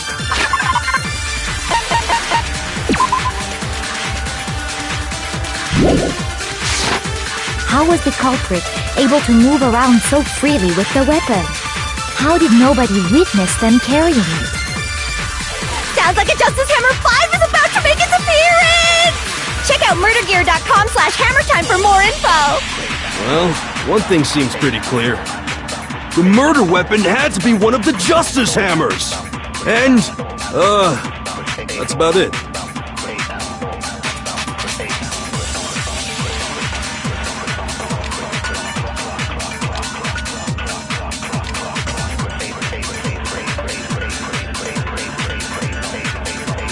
What was used to... Was it maybe Justice... Well, there's one... How was the culprit? How did nobody... Sounds like a Justice Hammer! Check out murdergear.com! Well, what? The murder weapon had to be one of the... No, that's wrong!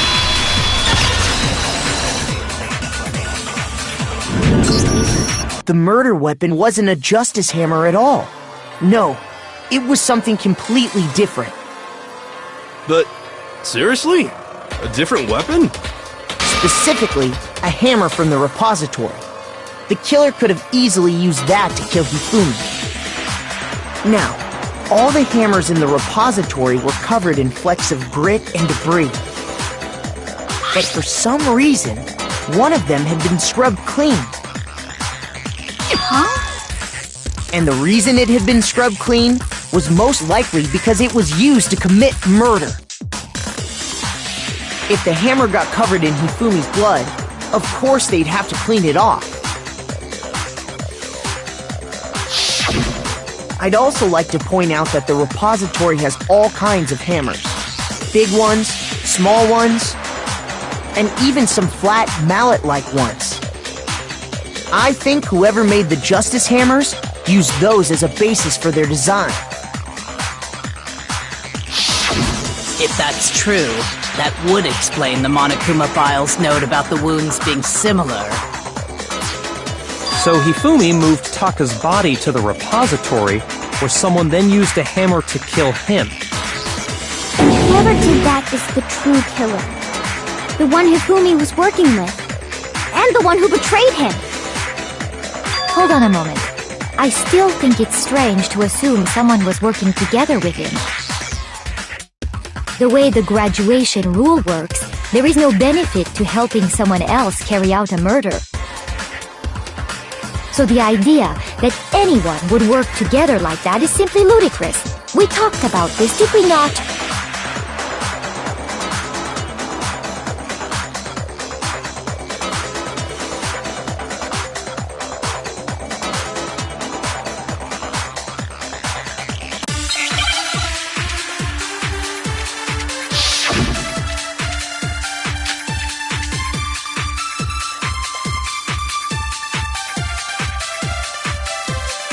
Based on the rules that have been laid out for us, even if more than one person is complicit in the murder, only the one who actually carried out the act can graduate and survive. Assuming the rule holds true, it is simply impossible that two people work together on this. That is how the rule was explained to us.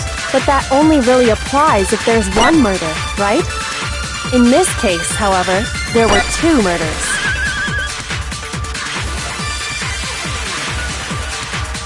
Based on the rules that have been, even if more than one, only the one who actually carried, assuming the rule holds true.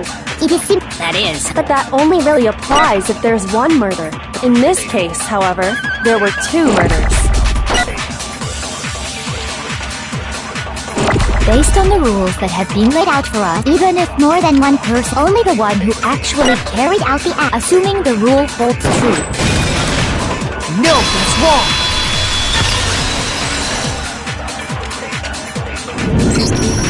Since there were two murders, it's at least plausible that more than one person was involved.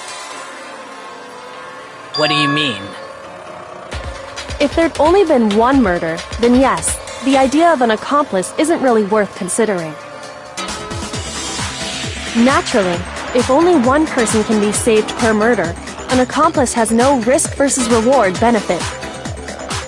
Risk versus reward benefit? The payoff for working together. The reward that balances out the risk of taking part in a scheme. There's no point in being someone's accomplice if there's no benefit to you. However, if there were some potential mutual reward for the risk, then cooperation becomes possible. You're saying that two people could act as each other's accomplices to commit two separate murders. I think that's what the true killer told Hifumi. They would each have an accomplice for their crime. And based on the case's events, Hifumi would have been the first one to act, murdering Taka. They made him carry out the first murder so he couldn't back out of helping them later on. So in this case, there wasn't one single person committing multiple murders. Instead, each person killed someone, creating two separate incidents. And it only looked like one person because that's how the true killer designed it to look. A single suspicious individual, a similar weapon used in each crime, disappearing bodies. By creating one seamless set of circumstances, they made it look like one person was behind it all. The mastermind picked their target and managed to convince him to go along with their plan. And then, to avoid the no accomplices rule, they simply killed their accomplice. Which, if true, means that betraying Hifumi was part of the plan from the very beginning. That's just awful! How could anyone be so cruel? You think so? I can't help but admire its cunning. Still, their choice of accomplice seems odd.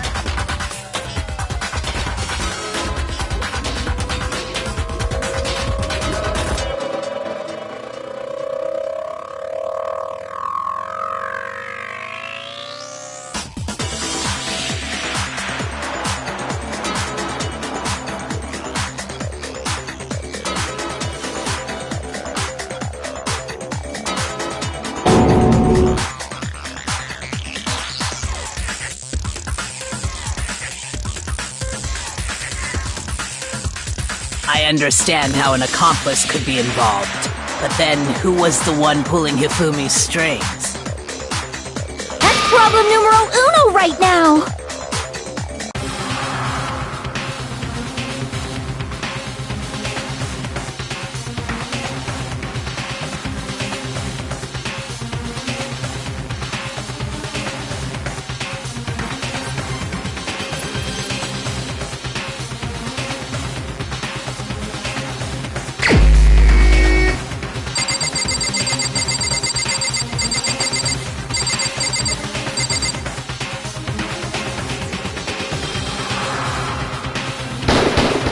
Here's my answer!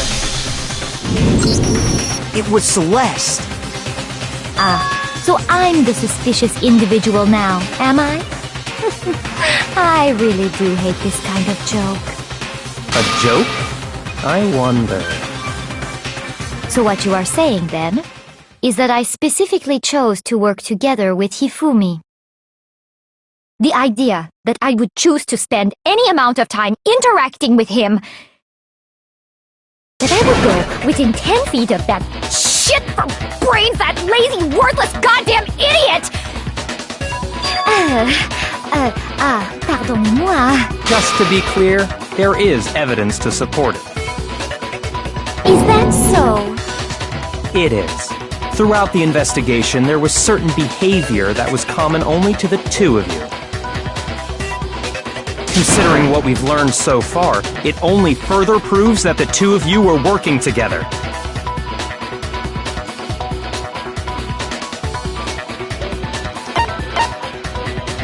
I got it! The behavior they had in common has to do with the suspicious individual in the suit, doesn't it? The only ones who ever actually saw Robo Justice firsthand were Celeste and Hifumi. Shush! The adults are talking now. Sorry. As he said, only Celeste and Hifumi ever laid eyes on the costumed individual. If we accept that Hifumi was one of the culprits, we can't help but suspect what Celeste has said as well. Are you saying everything they told us was a lie? After taking Hifumi to the nurse's office, we all began our search for this individual, correct? And not too long after that, do you remember what Celeste said?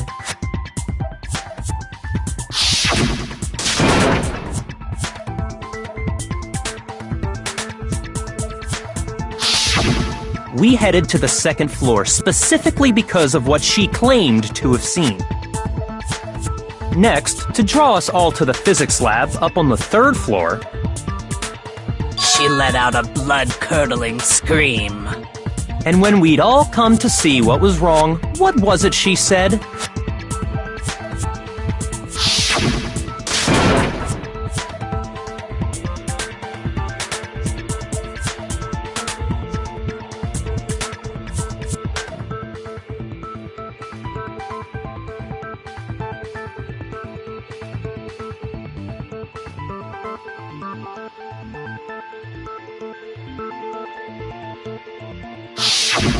Once she'd done her job of getting us all up to the physics lab, it was time for her partner to get to work.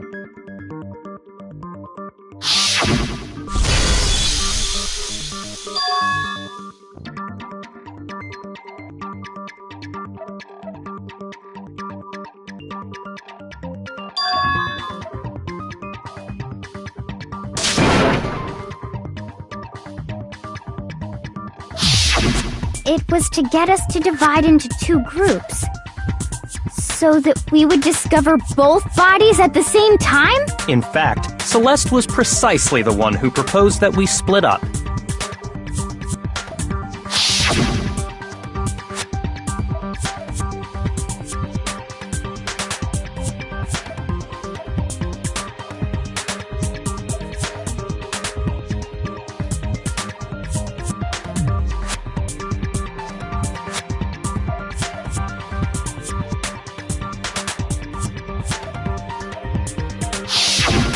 Well, if Celeste and Hifumi were working together, all those chance events suddenly become connected. And on top of that piercing cry of yours early on.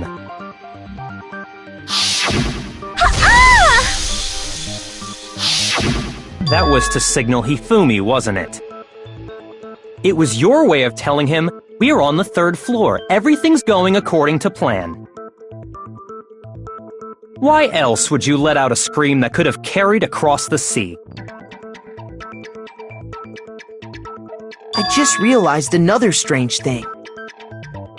When we found Hifumi in the nurse's office, who we now know was only pretending to be dead,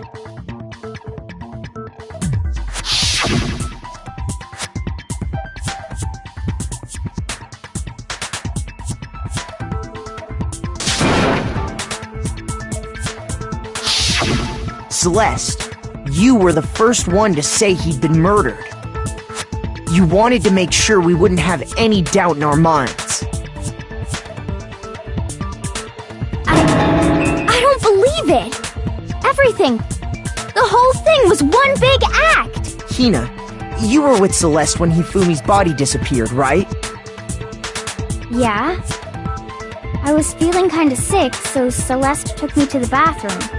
Wait! Then that was... She wasn't worried about you. She just saw a chance to help Hifumi sneak out of the nurse's office. Each piece isn't much by itself, but start putting them together and the picture gets very ugly indeed. Wouldn't you agree, Celeste? I have no idea what you mean.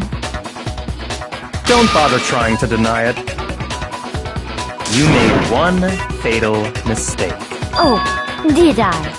I didn't even catch it myself when you first said it, but looking back, I can say that one little slip-up was your undoing.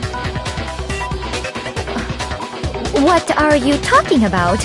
I'm talking about what you said after Hifumi's body disappeared and we returned to the nurse's office.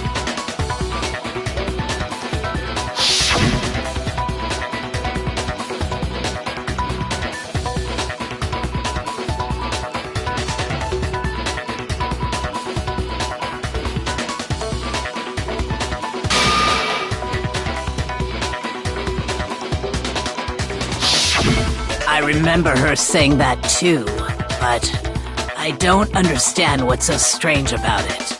Then pay attention. Sakura, Toko, and I were first to discover Taka's body in the equipment room. Then Makoto showed up and told us Hifumi had been killed, so Sakura and I left with Makoto. Once we were in the hall, we ran into Celeste, and the 4 of us headed to the nurse's office. Now, the entire time we were together, none of us said anything about Taka being dead. Think about it. Celeste's comment doesn't make sense. It was completely out of place. Yeah, I see what you're talking about.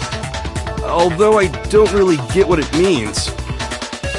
You hear that, Celeste? Everyone's having some trouble understanding. Could you repeat what you said? If you're really not the culprit, you shouldn't have any problem repeating it, right?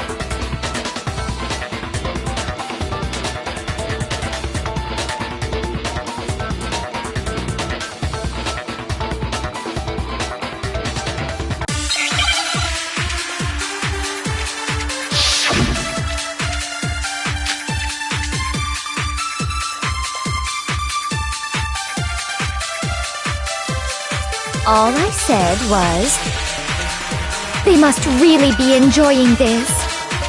Enjoying the sight of us standing around, frightened and confused. They must be positively elated. We are all going to die here. We are going to die, just like those guys died. And that is all I said. And that's all it takes to finish this. It's obvious, isn't it, what was so strange about Celeste's comment?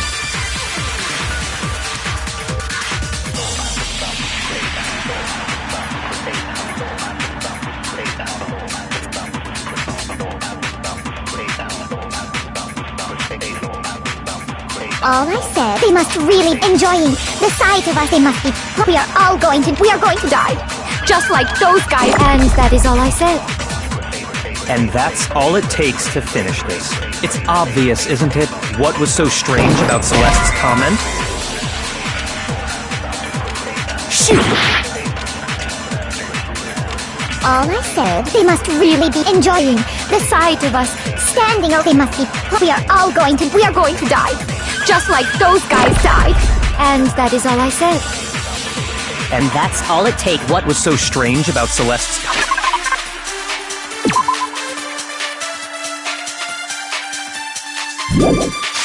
comment? All I said was, they must really be enjoying this. Enjoying the sight of us. They must be. We are all going to die here. We are going to die. Just like those guys died. And that is all I said. And that's all it takes to finish. What was so strange about Celeste's comment?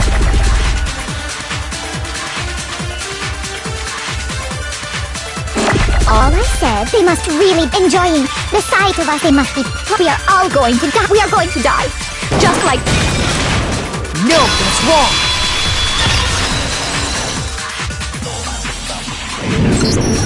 That's right. There's no reason Celeste should have said, just like those guys died. When she said that, none of us had told her Taka was dead. Exactly. And we didn't run into her until after we were all out in the hall.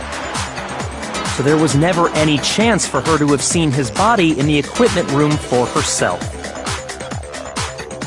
So how did you know, Celeste? How did you know more than one person had been killed? And how did you know they were both guys? Because Kyoko had also disappeared, right? So she could have been dead too. You all have such vivid imaginations. You know that? Imaginations? You claim that I was lying when I told you about the suspicious person I saw. Then what about the picture I took? How do you explain this picture of the costumed villain dragging Hifumi away? It has to be some kind of setup, right? So let's put the suit on, and then she used the camera's timer to set up the picture. Have you so quickly forgotten? You are the only one who could have possibly fit into that suit. Plus, I happen to know that this particular camera does not have a timer. In other words, it is an unassailable fact that this is a picture of Hifumi being dragged away. If everything I told you was a lie, how can this picture exist? Simple.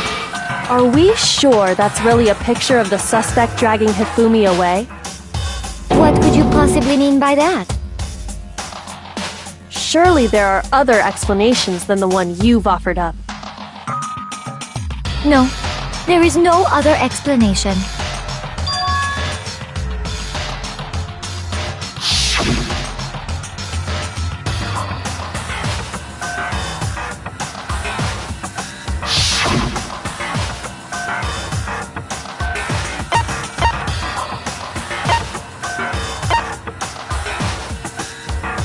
I got it! It's not a picture of the suspect dragging Hifumi away. I would say it's a picture of Hifumi dragging the suspect away. That's certainly within the realm of possibility. The one being dragged off in that picture isn't Hifumi, but the person in the robot suit. We've simply been led to believe that it's the other way around. And the strange costume might only exist to lead us astray even farther. If you saw someone wearing something like that in this situation, of course you'd notice and be suspicious. That's what happened! You put me to sleep and made me out to be the bad guy in all this!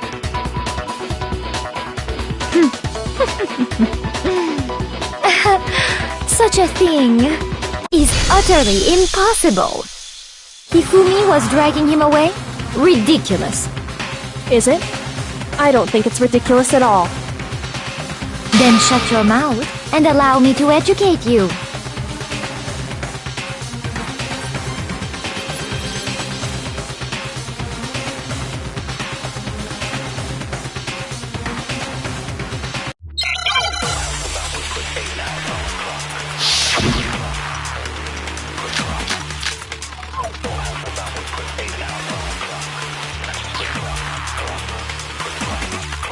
You dressed me up in that suit after I passed out. Then you just draped me across Hifumi and had him carry my weight. You tried to make me look like the bad guy. Like I said, ridiculous. As you can see in the picture, the suspect is standing perfectly upright. If the person inside the suit was unconscious, there's no way they could stand up straight like that. Then the fortune-telling idiot is the culprit after all! No way!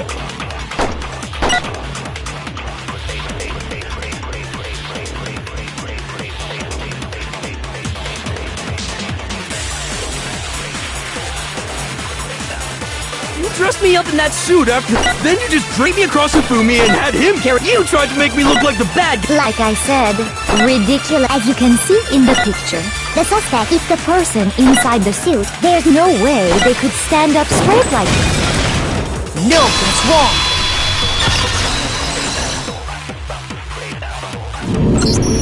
No. Even if the person inside the suit were unconscious, they could still stand up like that. Because that Robo-Justice suit had a certain characteristic.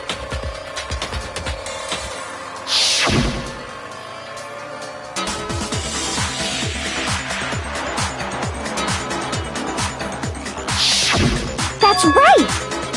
They totally made a mistake when they made it, so it couldn't bend at the waist. I'm not so sure that was a mistake. I think the suit was designed from the beginning to be used the way it was. Celeste and Hifumi took the suit they'd specially designed and stuffed Hiro into it. That's how they were able to fake that whole thing. The point of it all was to make us believe whoever was in the suit was to blame. Well then, I suppose this is checkmate. Checkmate?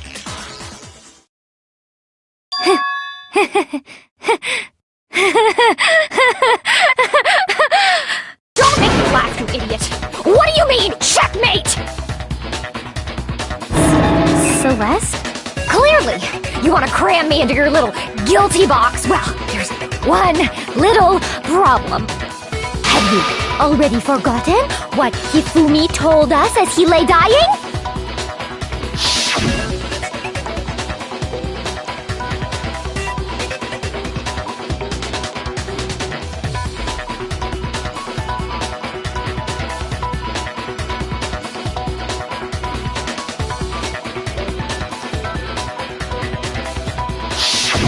When we asked him who had attacked him, his answer was quite clear, was it not?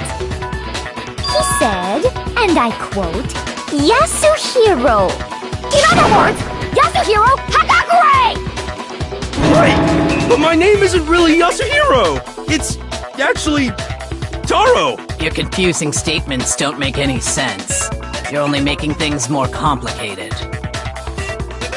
He did say Yasuhiro, but are we sure he was really pointing the finger at Hiro? What the hell are you talking about?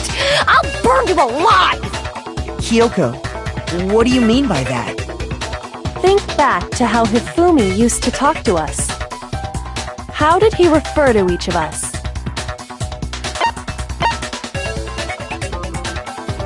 I got it! That's right! Our last names! He called us all by our last names! Exactly. I know I heard him say Mr. Naegi more than once, for example. So if Hifumi did mean to say Hiro's name, he would have said his last name, Hagakure. I'm sure it was just incidental. By chance, his first name. Indecent? Don't talk. Random chance. Now isn't that a convenient explanation? No, there's no reason to think he would have said the name any different than normal. But he must have run out of energy before he could say any more. So Hifumi was trying to tell us the last name of whoever killed him? But the name he said doesn't apply to anyone here. Well, no. Hold on. There's one person it could apply to, and that's Celeste. She never actually told us what her real name is. What did you just say? To think you'd take your false accusation so far, I don't know whether to laugh or spit! Come on! Enough with your idiotic blather! Yasuhiro is a loser's name! Do I look like a loser to you? Well, do I? What?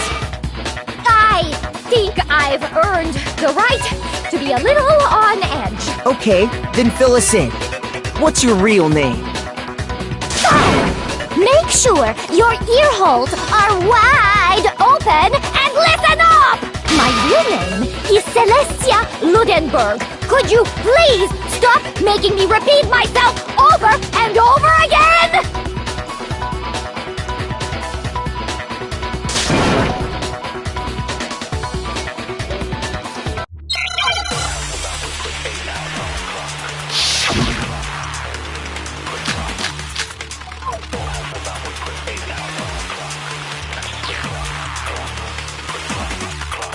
Hifumi was trying to tell us something. He wanted us to know the killer's last name, Yasuhiro. If there's one person here who might have that last name... It would have to be you, Celeste. You haven't told anyone what your real name is. How many times do I have to tell you? My name is...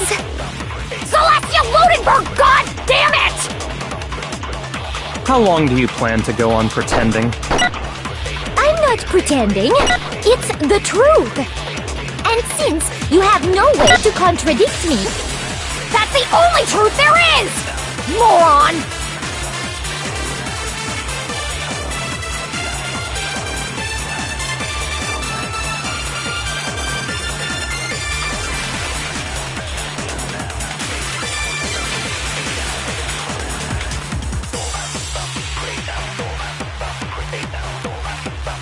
Hifumi was trying to tell us. He wanted us to know the killer's last name.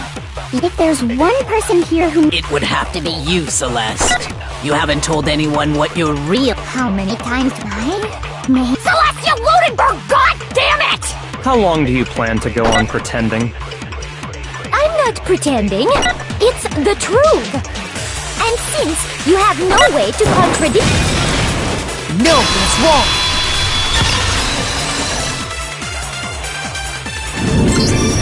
That's it! The handbook!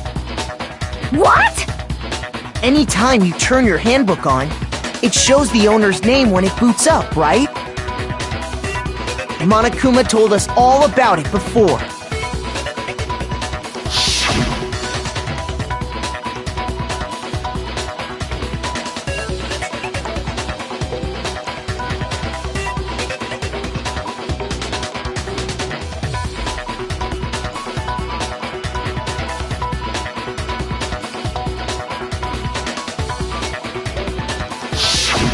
So all we have to do is check her handbook, and that'll clear up everything. That's how we can find out Celeste's real name. That's an invasion of privacy. I refuse to cooperate. Celeste, can you please just tell us what really happened? Please, just tell us. Even when I'm put in check, it's just my nature not to give up. Because until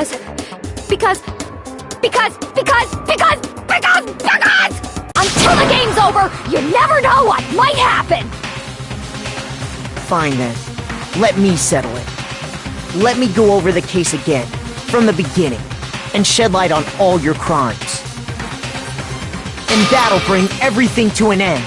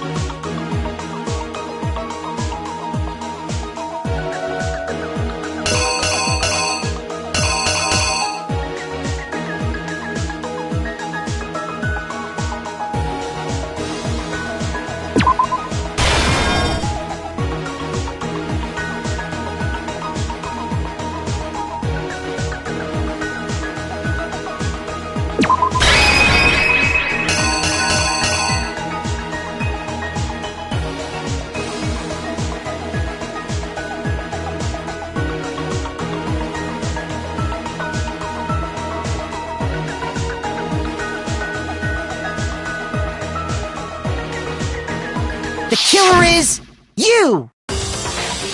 Before anything, the killer persuaded someone to help carry out the murder. And that person was...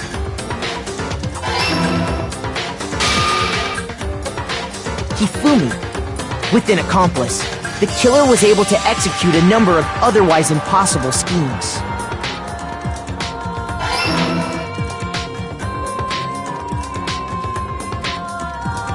First, they convinced someone to meet them in the rec room last night at 1 in the morning.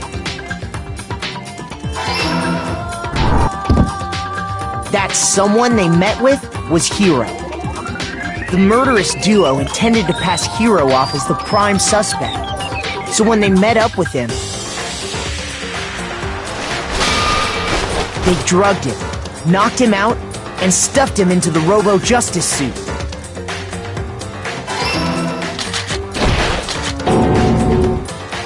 Next, Hifumi positioned himself to make it look like Robo-Justice was attacking him, while the killer used a digital camera to take pictures of the assault. They did all this just to create evidence that would put the suspicion on Hiro. When they were done with him, they shoved him, still unconscious, into the pool room locker.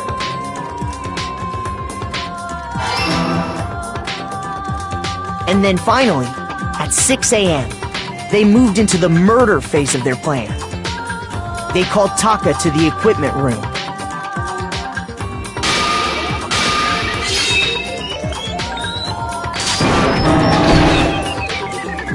And that's where Hifumi killed him, making it the scene of the first murder. The murder weapon was Justice Hammer 4, which was left there in the equipment room. The reason Hammer number 4 was used was to create confusion about the order of the crimes.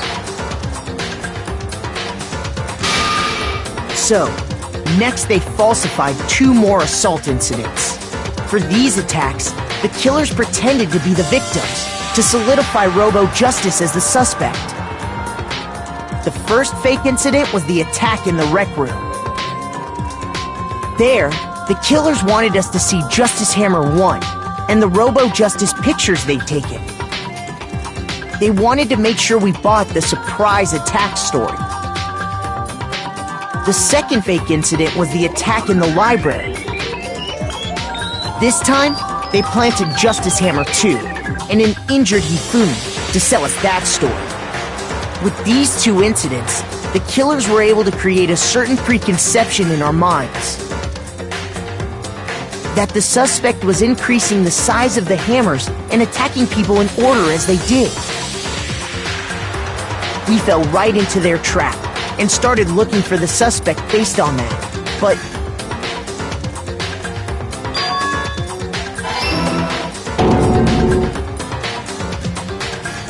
while we did that, we left Hifumi alone in the nurse's office. This was exactly what Hifumi was hoping for.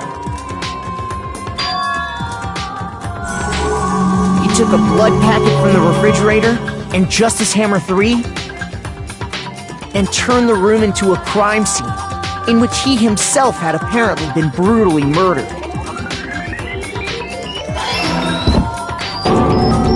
He let out a scream to draw us back, and when we returned, that's what we found. Meanwhile, the other group that had been out searching found Taka's body at the same time. So when we heard the body discovery announcement, we naturally assumed it was for Hifumi. We left the nurse's office, and Hifumi once again took advantage of the situation. He simply got up and made his escape. When we learned his body had disappeared, we all rushed back to the nurse's office. And once again, Hifumi had the chance he was waiting for. This time, he snuck into the equipment room.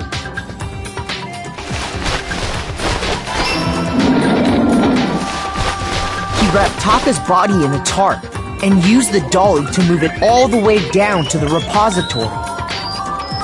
That explains how each of the bodies disappeared. But even Hifumi didn't know what the true killer had in mind for their final act.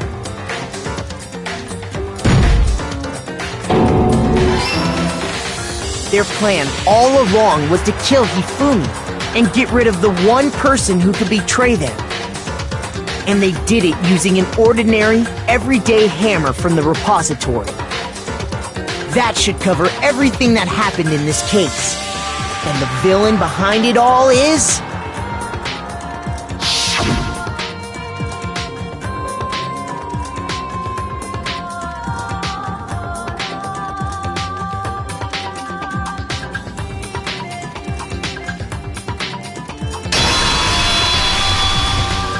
Celeste! Sorry, you lose. I lost? When was the last time I was forced to utter such words? They hang heavy around my neck. Then you admit it? You're the killer? Listen to you, trying to take charge, as if you're my private instructor. I, Celestia Ludenberg. Actually, no, Taeko Yasuhiro is fine.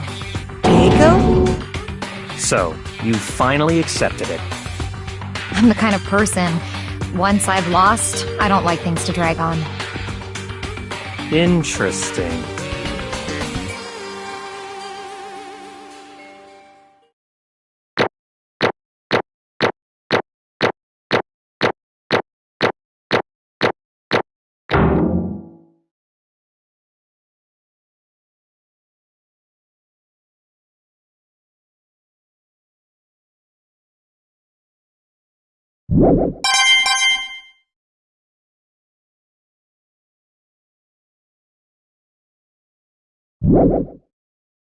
Okay, Monokuma.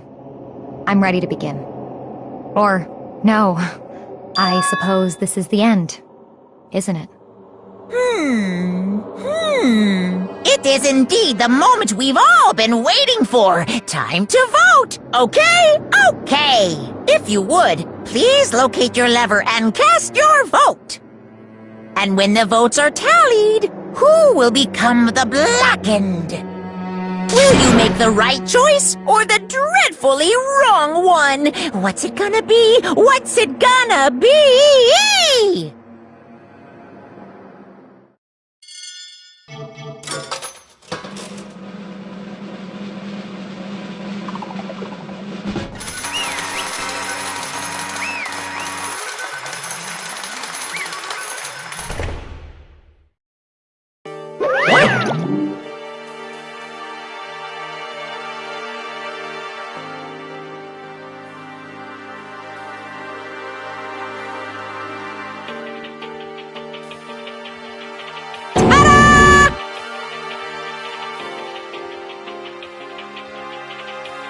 Honestly.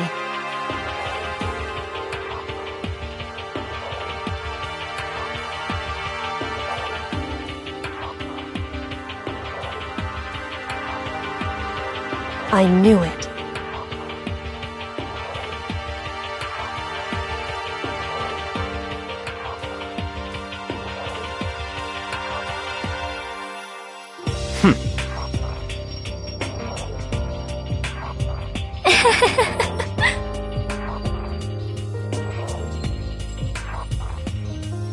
So then...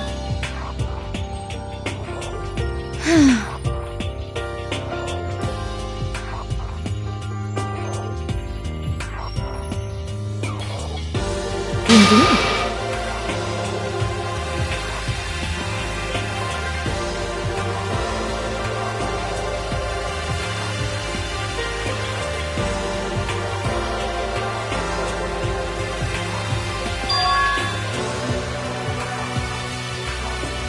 Say what? Just a second.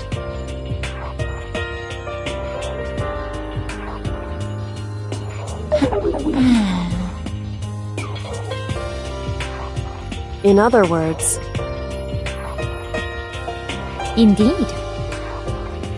I see.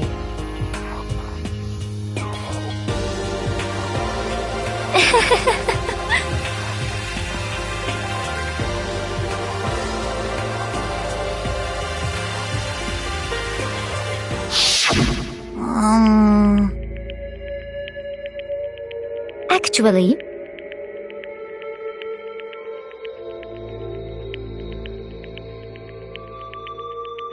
What? are you okay with this? So then,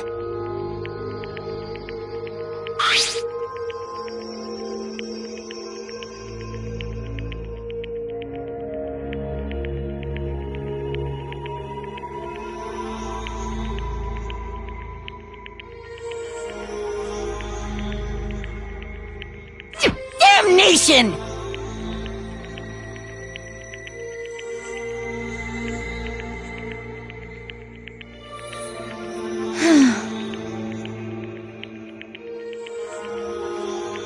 Say what?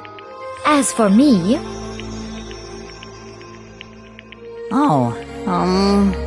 as for me,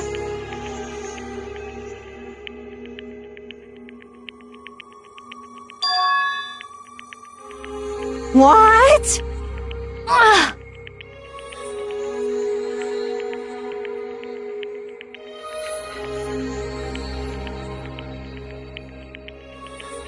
Damnation!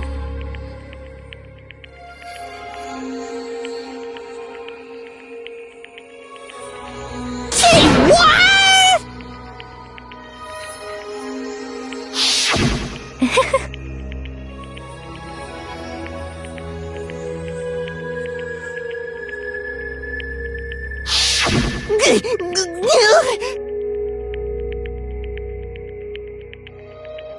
Completely unforgivable! most unfortunate.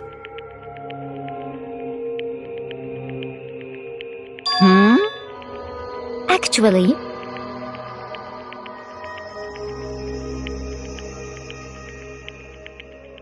What?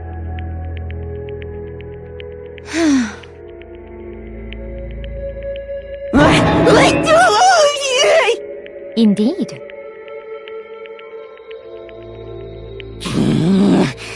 This is unforgivable! Completely unforgivable! Honestly,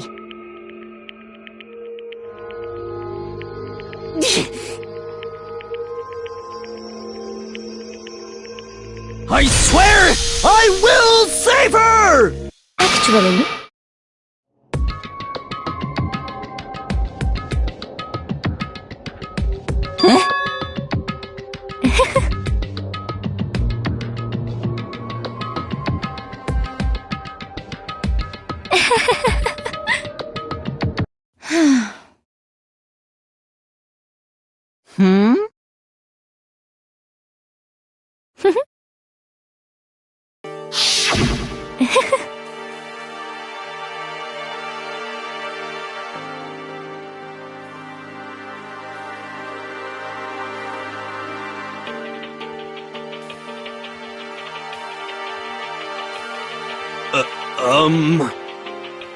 I see.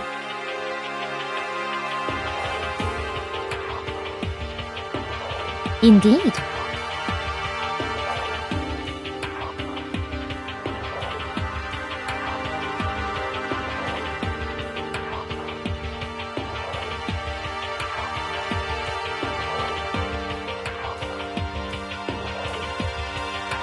But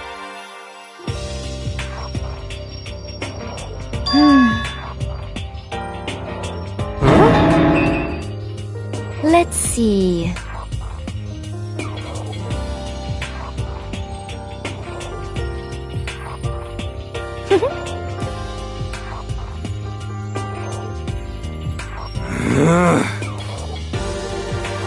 Well,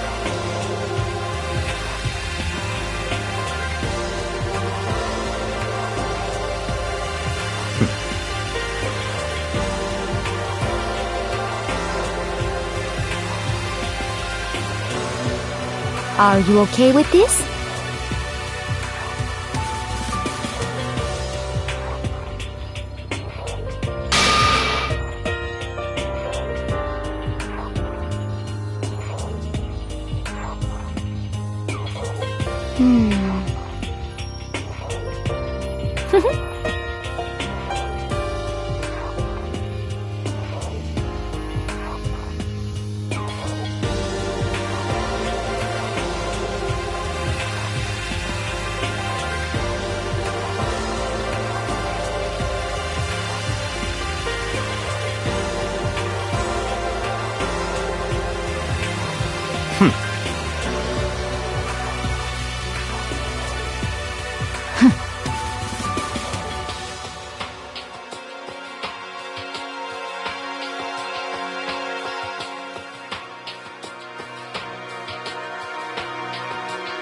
So in the end...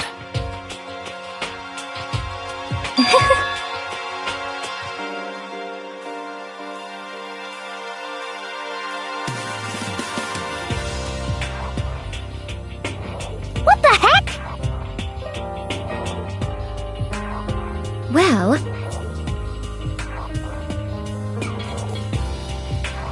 Don't be mean! I wonder about that.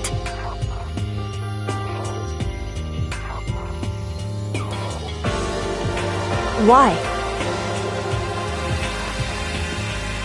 What the heck?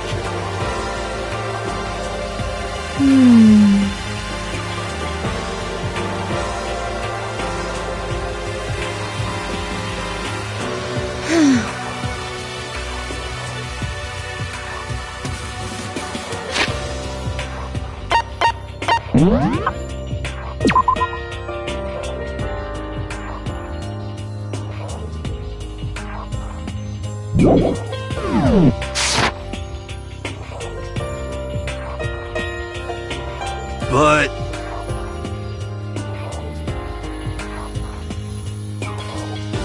You little bitch! Hey!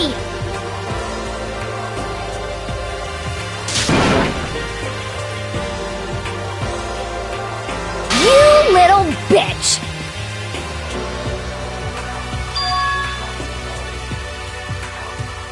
This is fine.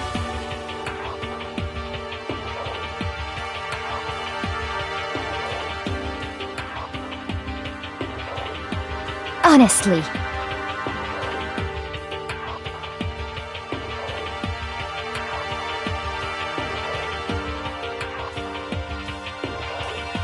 As for me,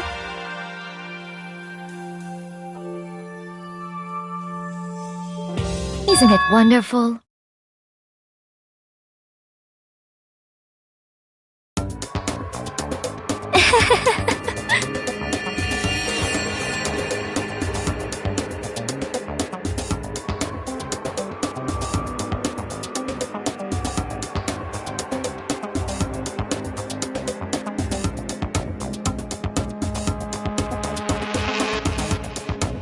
This is fine.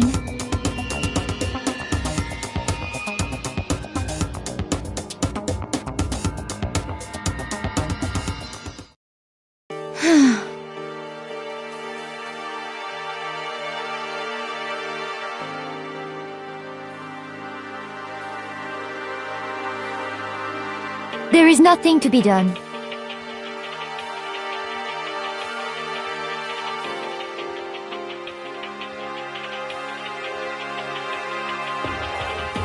Just the worst.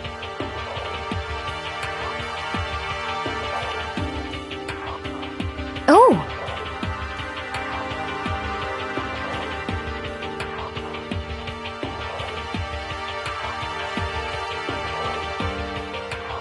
Do you understand?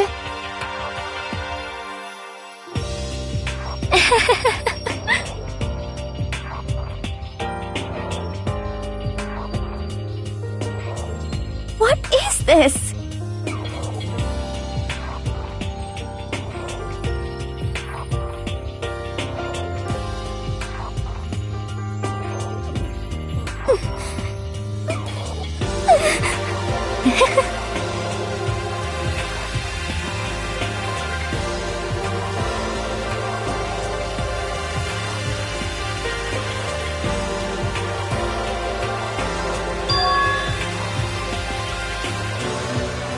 Yes, indeed.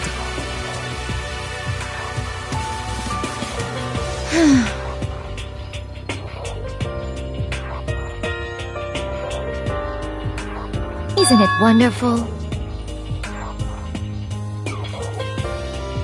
Hey!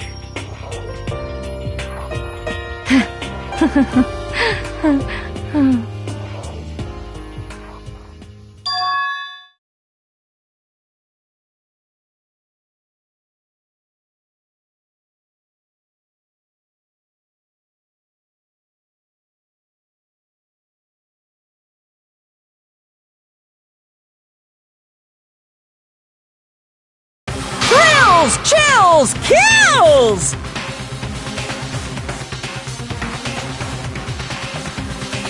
Now then, I've prepared a very special punishment! Let's give it everything we've got! It's punishment time! I guess I'll let Kyoko hold on to this. What? Will it really give you the hope you're looking for? I can't say I ever saw it that way. Which is why... Actually, it's not important. Well then, take care, everyone. Perhaps we'll meet again, in another life.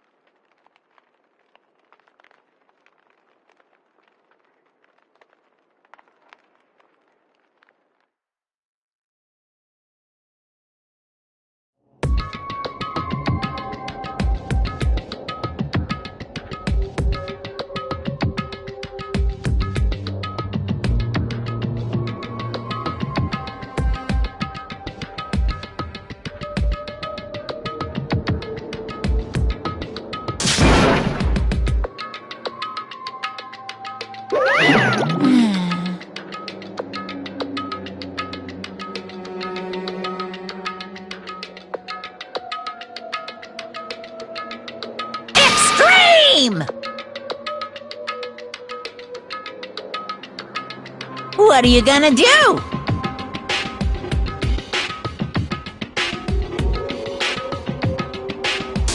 Let me out of here!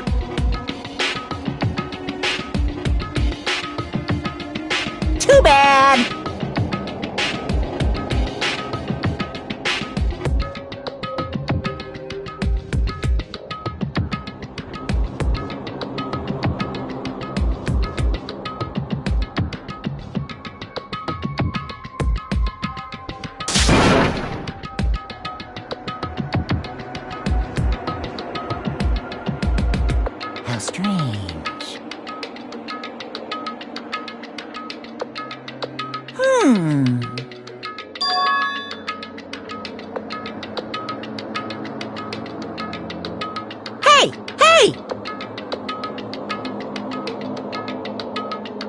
Wah? So then... You... Ooh! Hey, Ooh! How exciting!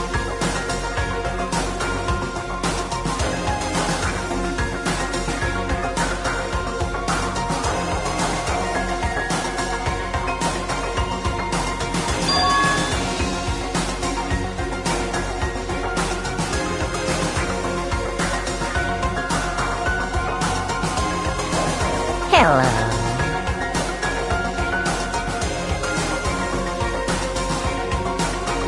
Well?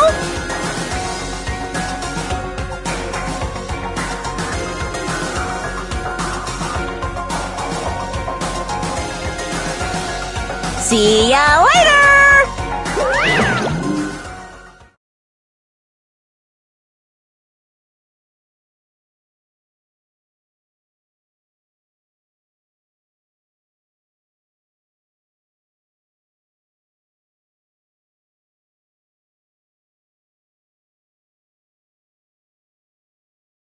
so...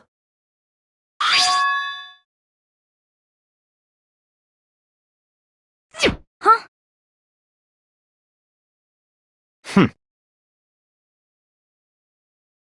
Hey,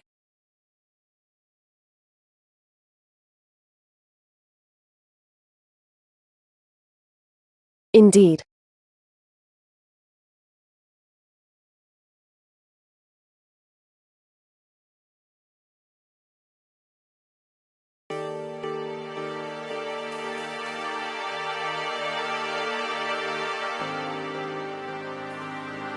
Hey,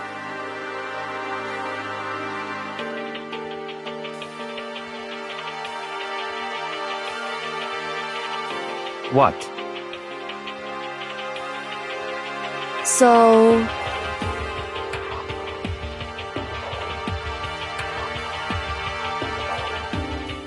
Come on.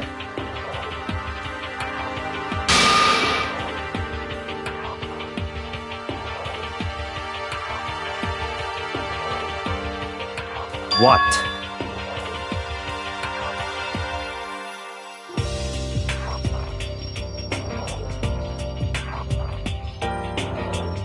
Goodbye.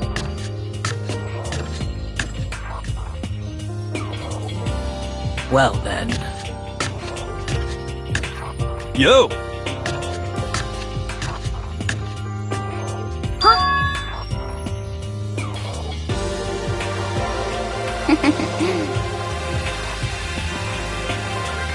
Okay.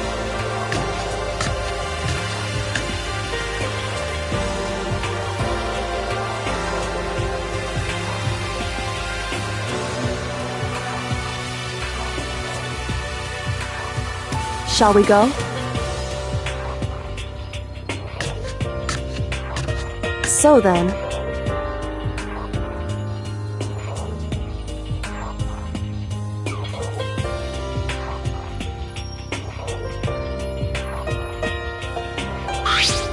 You really came.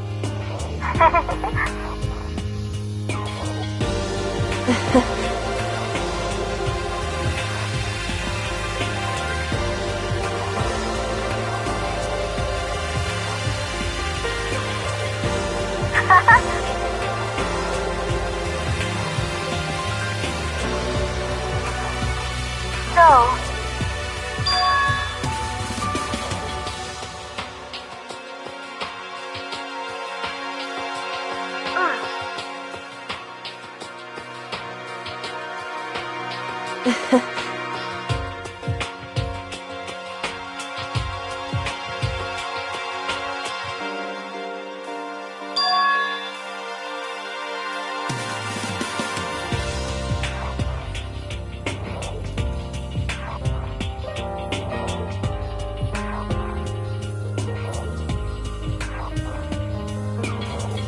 You... However...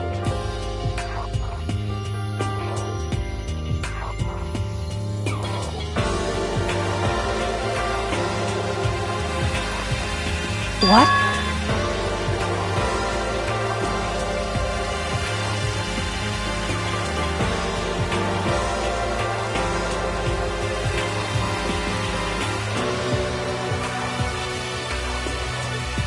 Indeed.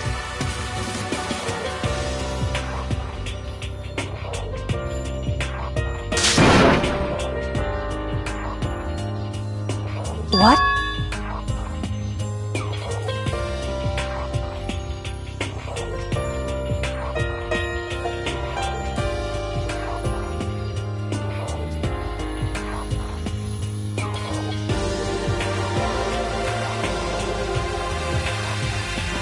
It's true.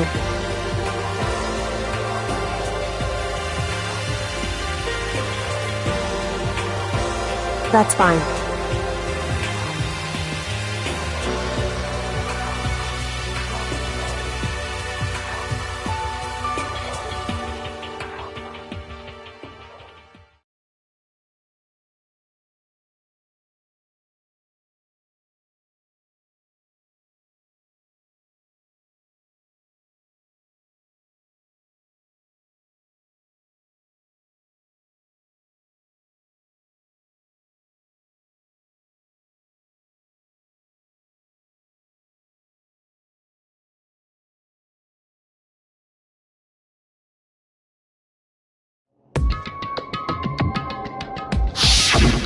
Correct.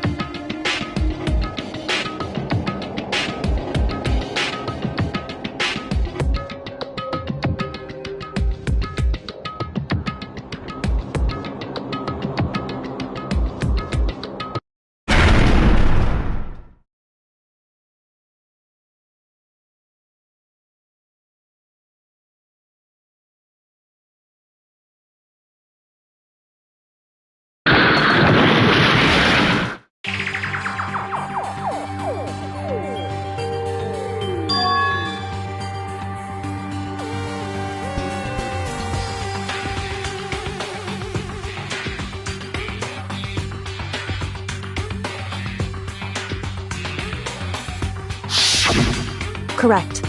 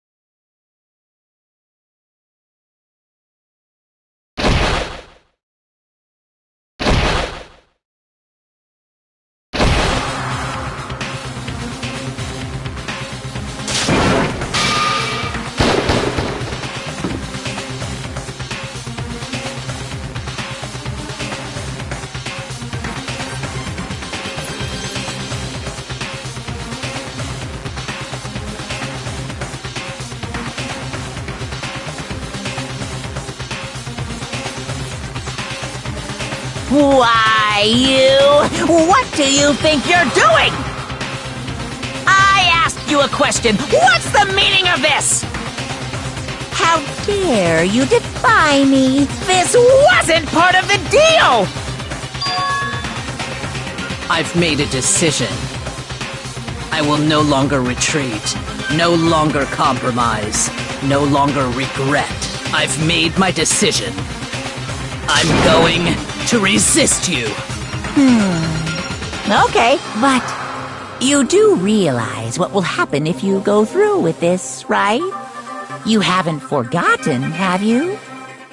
What I'm holding hostage?